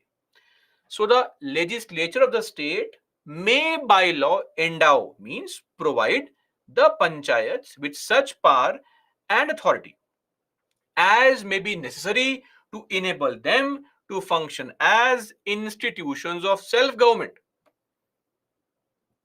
And such law may contain provisions for the devolving of power, devolving of responsibility upon the panchayat at appropriate level. What is the meaning of appropriate level of panchayat? How many levels do you have in panchayat? Tell me. How many levels? 3 levels. Gram panchayat, intermediate panchayat, district panchayat. Subject to such conditions. So, the preparation of plans for economic development and social justice. So these kind of things can be, mind you, the problem is may. If the state government does not want, it will not give a single power to the panchayat. If it wants, all the power. And then implementation of schemes for economic development and social justice, as may be entrusted, given to them, including those matters which are mentioned in the 11th schedule of the Indian Constitution. So we all know the 7th schedule, 3 lists. Basically, 7th schedule is what? The areas on which center and states can make laws, the demarcation. 11th schedule is the schedule which contains 29 topics. We call them functional items, on which the panchayats may, that's the key word here, the panchayats may be allowed to make laws. I hope now you understand that the success and failure, or the effectiveness and the ineffectiveness of any panchayat, district, intermediate or gram, depends on your state government. If the state legislature has any interest in respecting the panchayats, they will give some functions to perform. Otherwise, it will be a useless body, right? So, what kind of topics? Like agriculture, land improvement, animal husbandry, dairying, poultry, small scale industries, housing, drinking water, education, women child development, welfare of weaker sections for SCs, STs, all these areas where the panchayats may be allowed to perform functions, may be allowed. Now, when you are giving somebody some kind of power, some kind of function to perform, money is required. Yes or no? Money. So, what is the source of funds? Again, the same old story. The panchayat, the legislature of a state,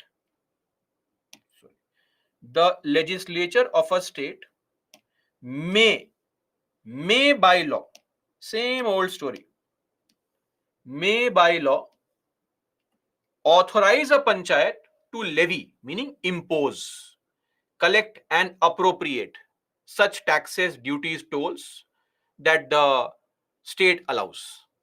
Will also give to panchayat some taxes, duties, tolls that the state government collects. What kind of taxes does the state government collect? Excise, tax on alcohol.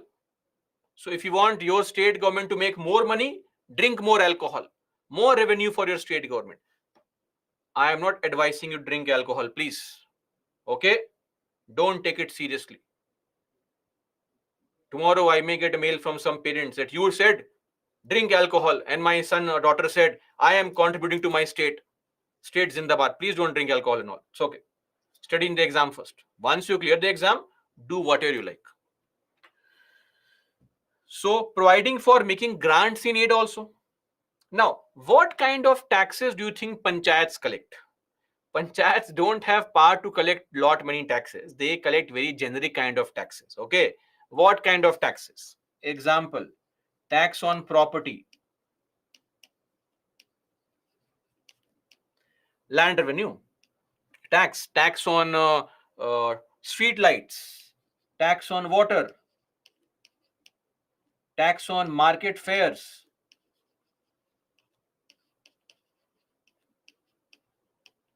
tax on shops, tax on cattle, etc. In most cases, panchayats will never impose any kind of tax. Anyway, now do we have a CFI for the center? What is a CFI? The Consolidated Fund of India is an account where all the government's money is kept. Similarly, do we have a CFS for every state? Yes, of course. A Consolidated Fund of State where all the money is kept for the state government.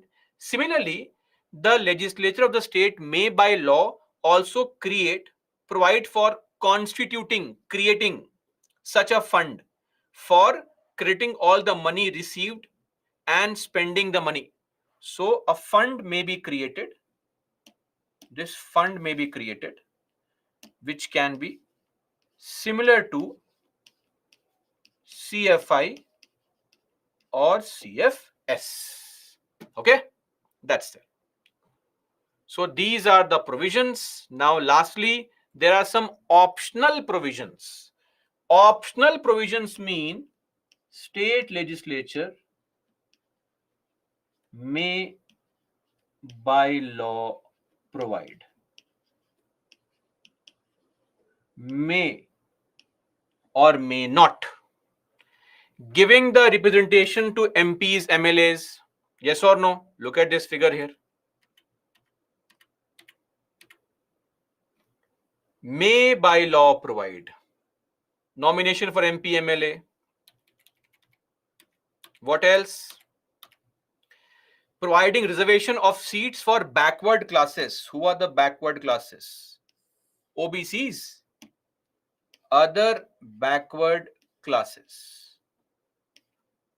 So right now we are witnessing a huge protest in Maharashtra with respect to the demand for reservation to be categorized under OBC. Then, devolving the powers and responsibilities is an optional provision. Granting financial powers is an optional provision. So, all these are optional provisions. Okay. Soumya sir, all the provisions may by law be provided. What provisions? These are all mandatory provisions. Mandatory, mandatory, mandatory, mandatory. What is the option here? Okay, there is no option. Yes, Soya, we can have a contingency fund for the state also. no puja, OBC reservation is not mandatory at the panchayat level. Okay. Devolution of power, meaning giving power. Like when your father and mother leave the house, they devolve their power of thrashing you to you so that you can thrash your younger siblings. Okay. So the power to maintain strict discipline in the house is given to you. That is called devolution, giving power to lower levels. So when they leave, you now have been given the authority to start beating them. Okay. Now, what is part 9? What is part 9 of the Indian Constitution?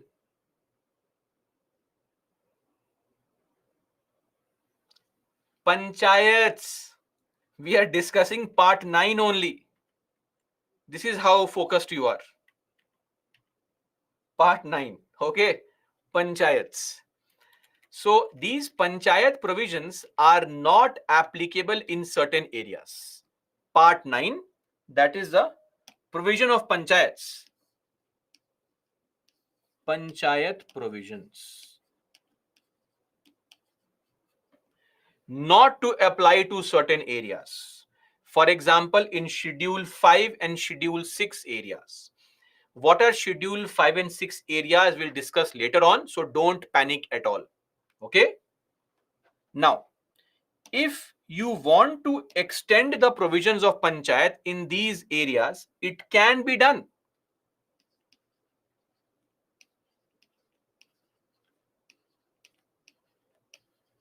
Can be extended or applied by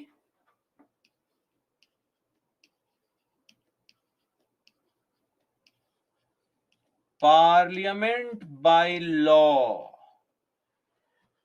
Okay. Schedule 5 areas. Schedule 6 areas. These are small areas in certain states in our country. Okay. We'll discuss them later on. These can be extended.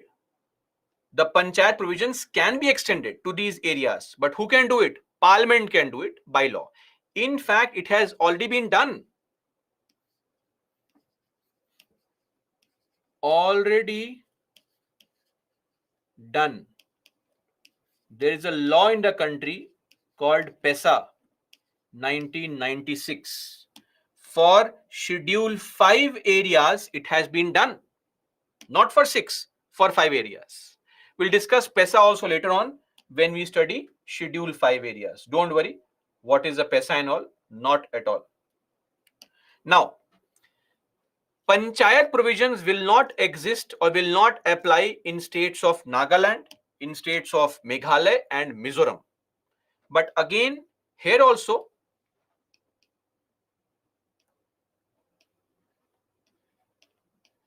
can be extended by, now by what?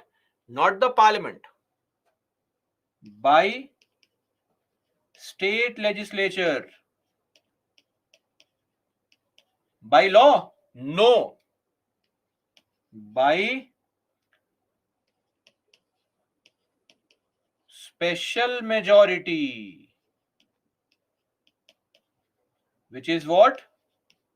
2/3 present and voting, more than 50% total strength or total membership. Clear on this? So, in case you want to extend the panchayat provisions into the states of Nagaland, Meghalaya and Mizoram, it can be done, but by the respective states. So today I was making a statement actually. In what case can the state legislature have a special majority? So a lot of you answered to create a council. This is one more way in which a few states can have a special majority. Clear? Now, apart from this, there is no concept of panchayats in Manipur where you have district councils. Manipur has panchayats. There is a law called Manipur Panchayat Act 1994. but in certain parts of Manipur, hill areas of Manipur primarily, no panchayats. Are we clear? Then, in the hill areas of Darjeeling district in West Bengal, there is no Zilla Parishad. Here, no Zilla Parishad or no district panchayat. Zilla Parishad means district panchayat, DP. Clear? Apart from this, you can also add certain things like no panchayat in Delhi and Chandigarh. Why don't we have panchayat in Delhi and Chandigarh? Innocent aspirants, please tell me. Why? No, because panchayats are meant for rural areas. These are urban areas. Okay, don't say UT and all. Logic is wrong. They have municipalities because these are urban areas. Okay. Now, one more thing. In the case of Arunachal Pradesh primarily has scheduled tribe population. Okay, scheduled tribe population. So no SC reservation in Arunachal. Okay, so basically this is Article 243D. Article 243D says there has to be mandatory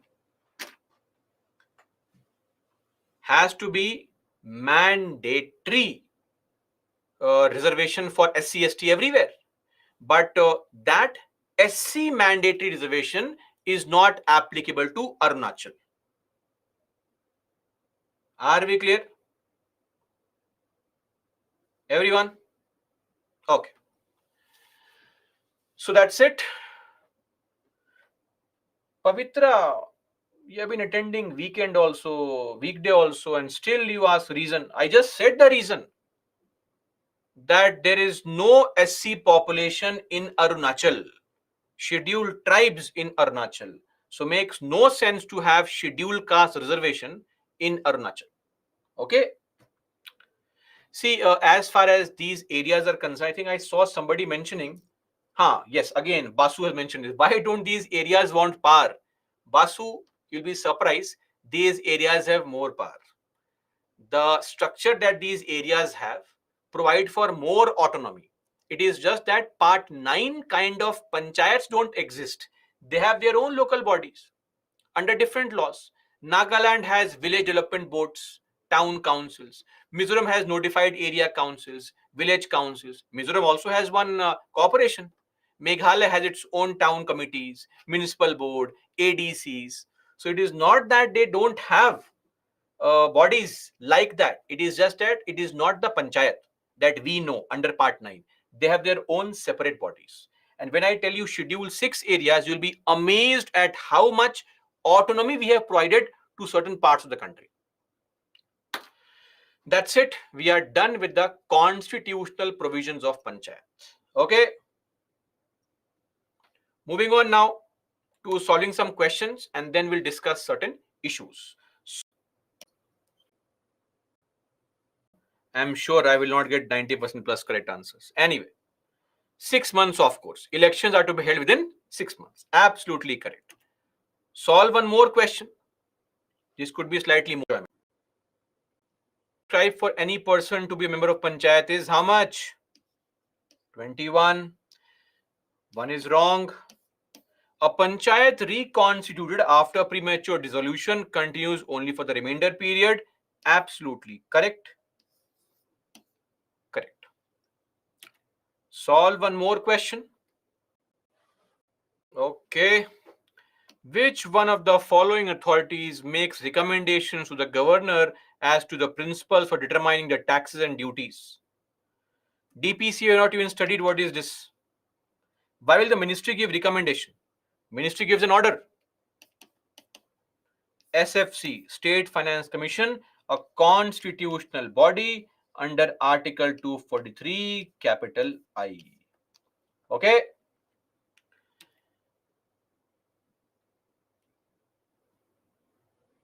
Now coming to the fundamental problems of PRIs. Pihu. Sorry, sir. Don't be sorry. But in endow, madam, if you forget the meaning, Google search for meaning. Endow means to provide. To provide is to endow. Okay, Roshan, read the question again. At peace, you will understand it. Fundamental problems of PRIs. Now, before anybody jumps, what the hell is PRI? I'll write it. Don't worry. The sense of panic inside me is way more than you. PRI refers to Panchayati Raj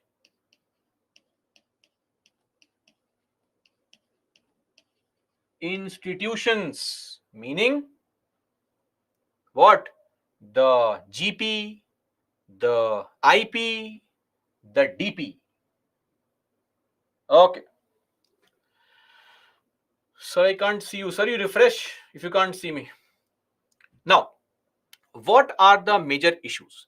See, the very first issue that you will find with panchayats is that people who are holding power at the state level, the state government, the state legislature, they have no interest in giving up these powers. No interest whatsoever. So, very poor devolution of three F's. What are these three F's? These three F's are funds, functions, and functionaries. The three F's, right?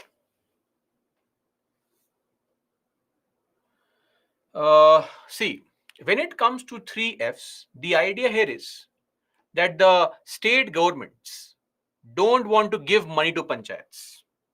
Number two, they won't give powers to panchayats. And number three, they don't even devolve trained staff. Functionaries are the staff.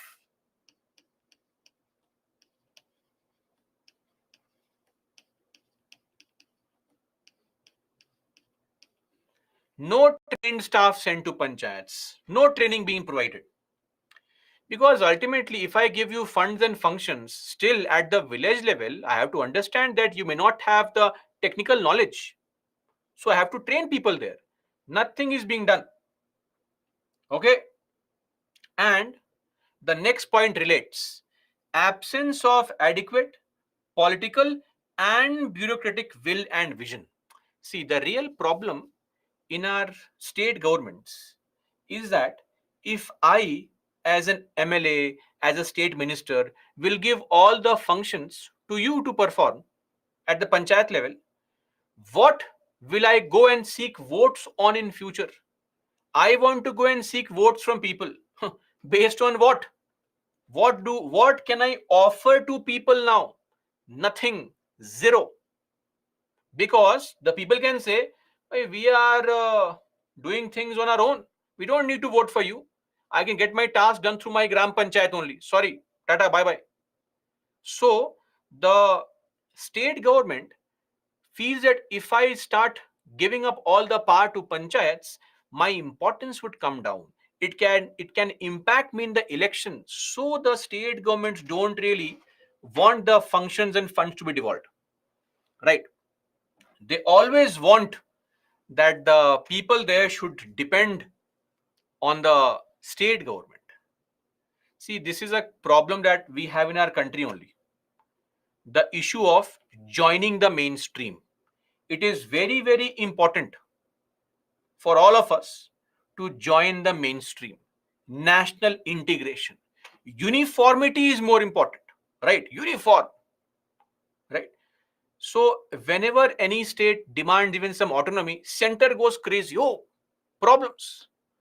I mean, when we have genuine problems of insurgency, then the center is quiet. But some random government demands some autonomy, then center goes crazy. And every party at center has the same problem. Maybe in 1950s, national unity was a very serious concern. But now no state actually wants to part away from India. Now there could be some small insurgent groups here and there. That is bound to happen. So this concept of coming together is not there, but holding together is there.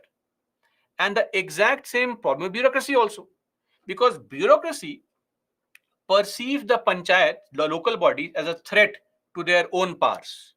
It simply does not have the mindset to serve under the local politicians. If I ask you a simple question here, the CM, any minister, or an MLA comes to a district magistrate to meet, do you think the DM can ask him wait outside for 6 hours, 4 hours? No. But don't we see that the Gram Panchayat members, the block Panchayat members, the district Panchayat members are waiting for hours and hours outside the BDO's office, the DC's office, that when will Sahib call us inside? The Sahib who has cleared some examination now thinks that he is the boss running the country, right? And the same Sahib becomes a meek mouse in front of a local politician, an MLA, MP. So this kind of dual behavior is not appropriate. Don't disrespect these people because they also are elected people, right? Elected politicians. So you have to give them the due respect that they deserve. So absence of that will and vision only. That if I devolve powers to them, they can help manage lot of smaller issues on their own, which will ease my task also, right? So if I, let's say, devolve some power to you, you can manage things on your own. In future, it eases my burden also of providing good governance to you. Then think of this. We surprisingly have started viewing panchayats not as a panchayat, local self-governance. What is self-governance? Meaning, I decide what is good for me. I decide what plans, programs, schemes in my area. I don't want schools. I want roads right now. I have plenty of schools. I don't want hospital. I want a school right now. I have plenty of hospitals. Let me decide. That's the whole point. But that does not happen. What happens is the central government, the state governments, they will prepare some scheme and program and they will simply send money and tell the panchayats, implement the scheme. A panchayat is not some implementing agency. They are elected people. If you want to implement a scheme, you hire more officers, train them properly. So we have started viewing panchayats in the very narrow zone of service delivery, that they are some kind of an implementing agency, a body to implement government programs. And when I say this, some of you may be surprised, but that's what panchayats are meant for, because that is what we have been made to believe, that the most effective way to implement a scheme is to ask the panchayats.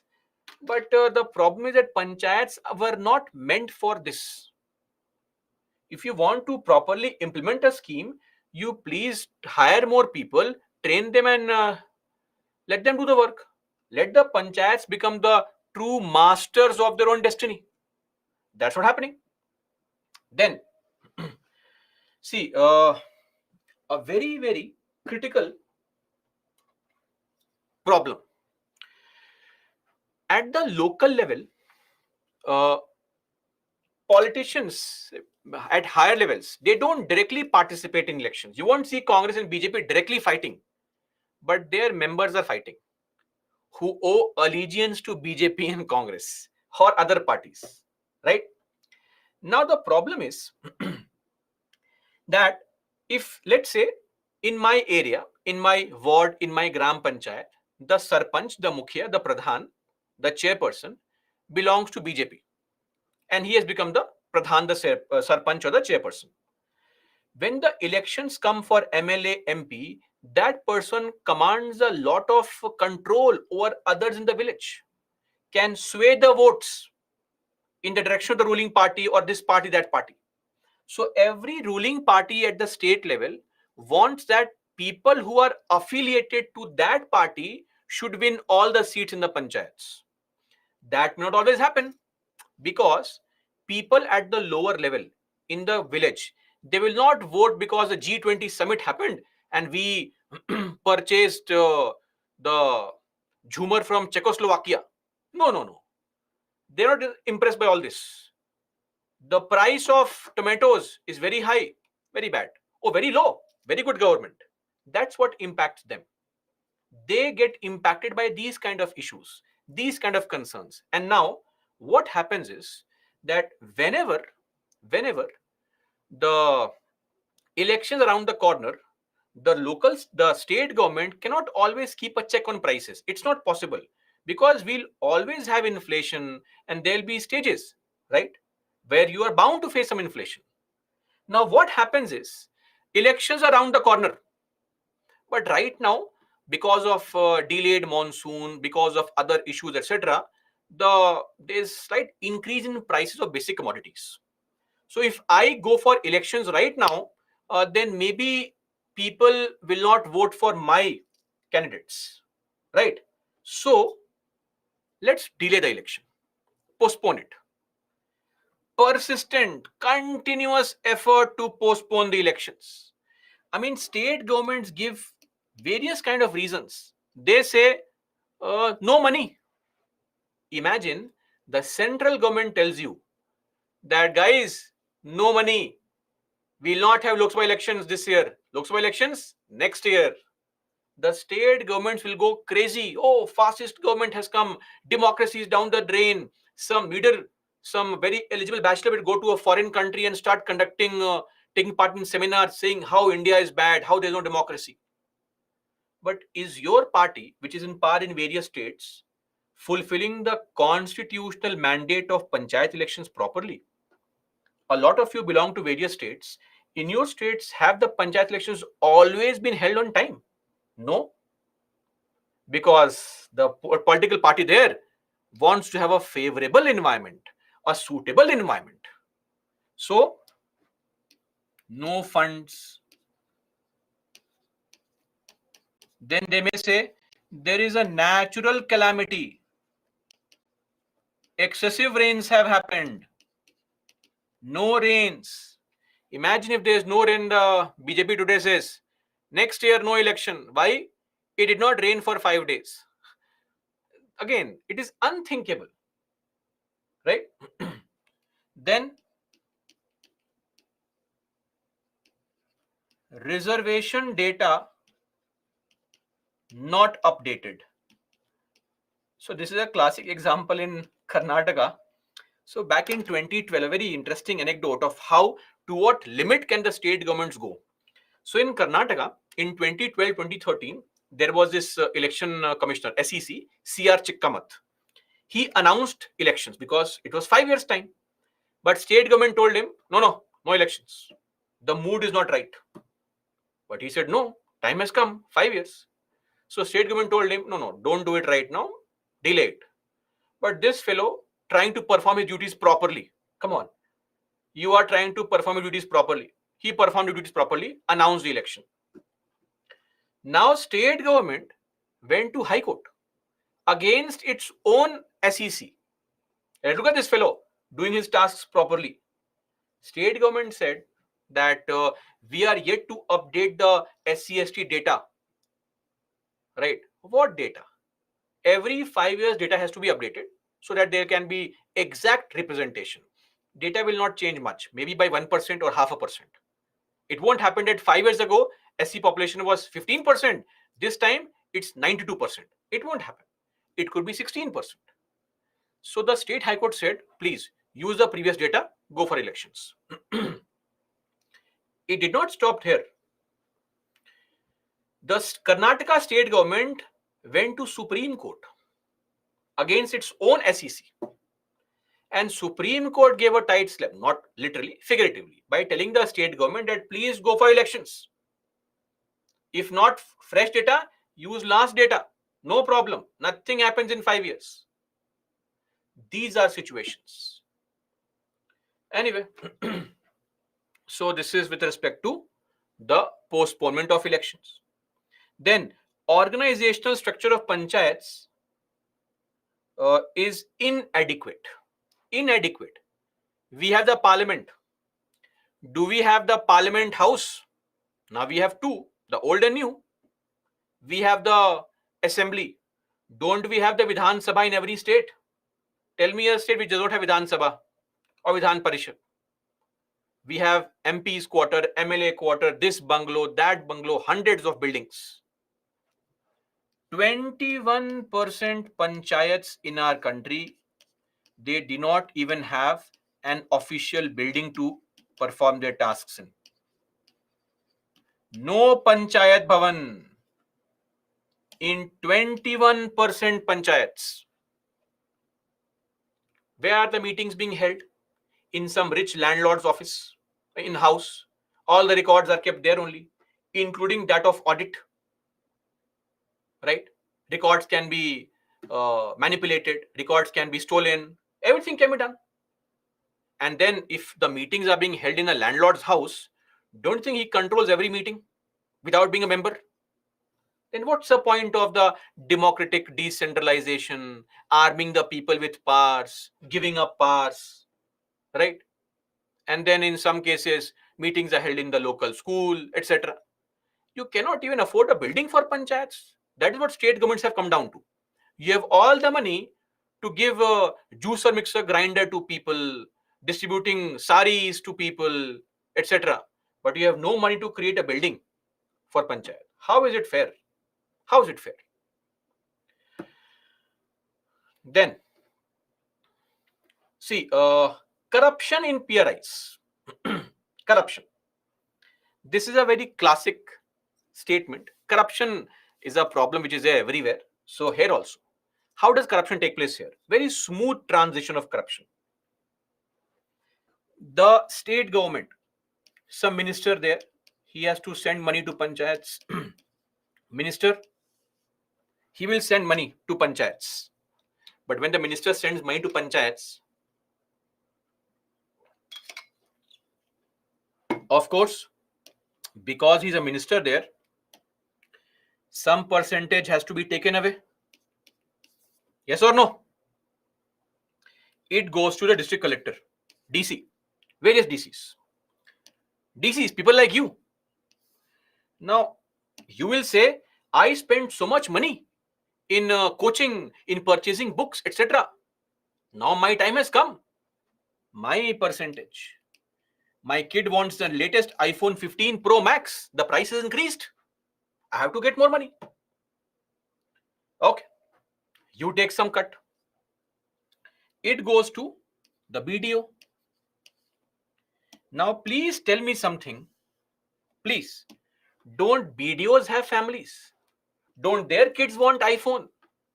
Of course. Some money taken away there also. Then it goes to the Gram Panchayat. And let me tell you, in the movies they always show, oh, villagers are so innocent people. Not that innocent also. Innocence has got nothing to do with rural and urban. Okay? Anybody can be innocent. The Gram Panchayat. So some of you who are from the rural areas, tell me now, these people who are members of Gram Panchayat and others, please tell me, what's the salary of a sarpanch? Any idea? What's the salary of a sarpanch? 50,000, 30,000, oh, 65,000. Are you saying per annum? Because that's correct. The salary of sarpanch, members of Gram Panchayat, etc., can range from 2,000 to 6,000. Now, some states like West Bengal are claiming that we are giving a salary of 12,000 also.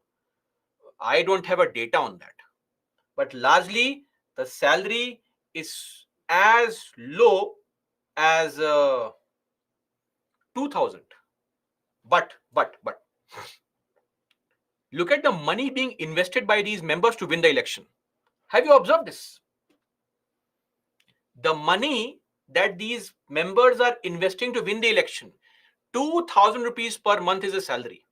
24,000 rupees is the salary for the entire year. In 5 years, they are making 1.2 lakh rupees. That's it. But in the elections of panchayats, now they are spending money in the upwards, north of 10-12 lakh rupees to win the election. Why? Why? Because when the fund comes to the Gram Panchayat, some percentage is kept by these people also. Of course. So your salary may be 3,000, 4,000, but eventually you don't. Who is joining for salary? The real thing is wait for the government to send funds and then siphon off the funds from there. Best policy.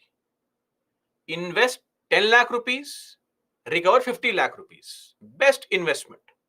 Better than cryptocurrency. It's guaranteed money. That is what is happening. Right? Now, one more thing I'd like to add here only. When it comes to the corruption, there is also the big problem that panchayats don't really show any kind of interest in imposing taxes on people. One more problem. Panchayats do not use their fiscal monetary power. They don't want to impose taxes. No. Why? One problem is the fear of backlash.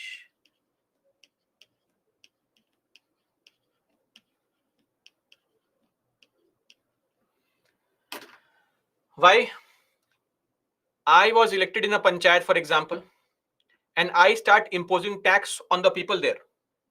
People will say, "Bhai, we voted for him and he's imposing tax on us only. Very bad. Remove him. New person now." So that's a big fear of backlash. That next time I will never get elected. It's like, why don't your parents now scold you? The fear that you will become angry with them. But the right parents will thrash you properly because they don't care about your anger. They care about your future. The right friends are the ones who show the mirror to you, not the ones who keep on praising you, right? So that's the same point. Like, I keep on scolding you, right? I don't really care what you perceive of me. My point here is to help you clear the examination, right? Same thing here. So the idea is that when you impose taxes on the people living there only, then people may not vote for you. Second point is the fear of accountability. Now think of this.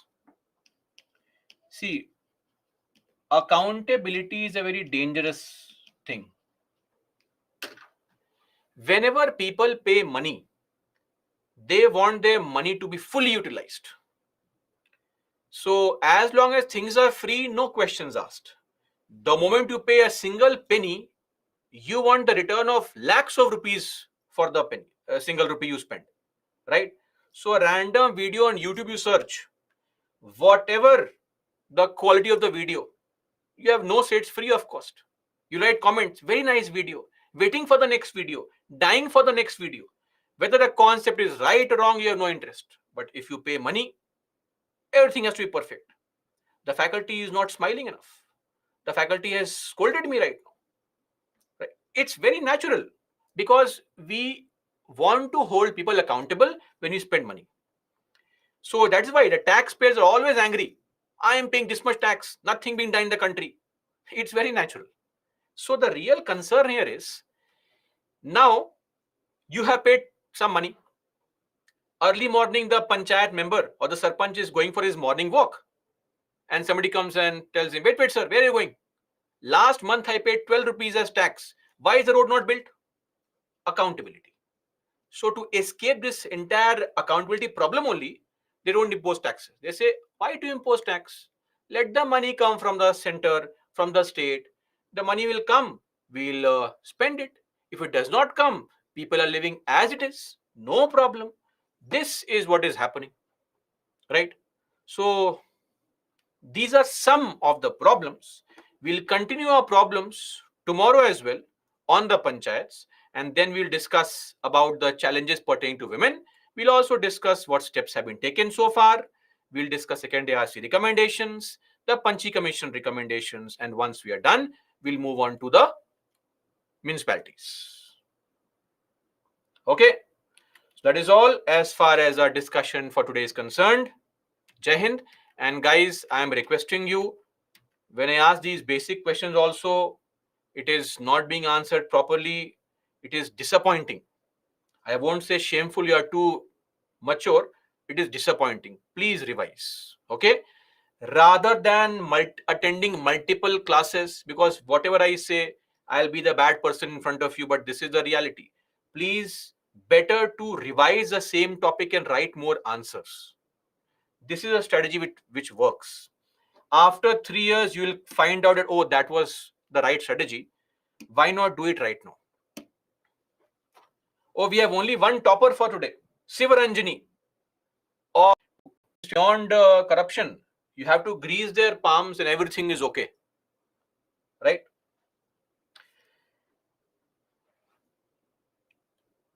Just a small point here. Okay, let me give the task here for you. The PPTs, extremely important, revise. The PYQs, keep on solving if you have not solved so far. Read the editorials.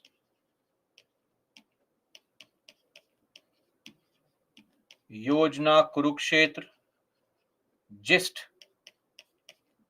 And for people 2024, read the monthly magazine. It is very, very important. And of course, political theory revision, because once our class is over, you will never revise it. So this should continue. Please, everybody, draw this diagram at least 2-3 times before tomorrow.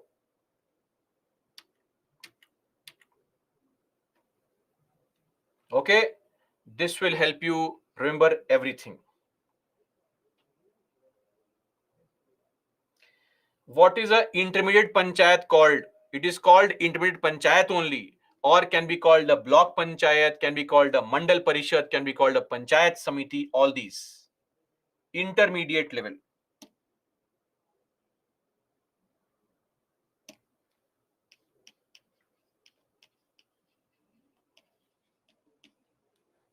So yeah, we'll discuss that tomorrow. Why panicking so much? Good marks, I ask, answer is again and again. Guys, good marks in any question is anything above 50%. It's very good marks, right? Simply. Now you can calculate. If it's a 10 marker question, 5, anything above 5 is very good marks. It's a 15 marker question, anything above 7.5 is pretty good marks. Okay?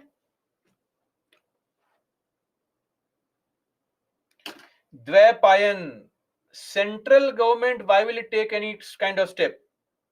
Because central government is also a party only after all. It also has some state governments under its control. There is no time frame. Elections can be postponed forever and ever until somebody files a case in court. Then the court orders, and then you have to.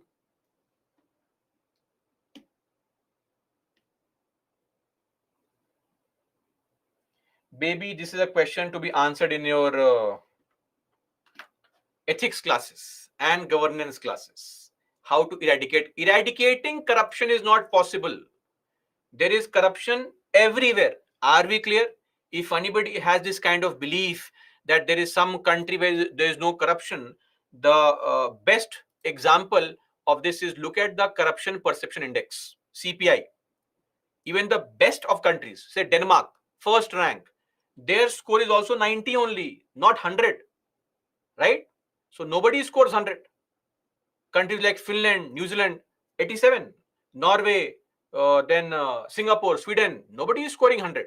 There is corruption everywhere. Okay, that's all for today, guys. Your experts can keep on addressing your concerns in the meantime. So let's meet tomorrow. Till then, that is all for me. Jai Hind.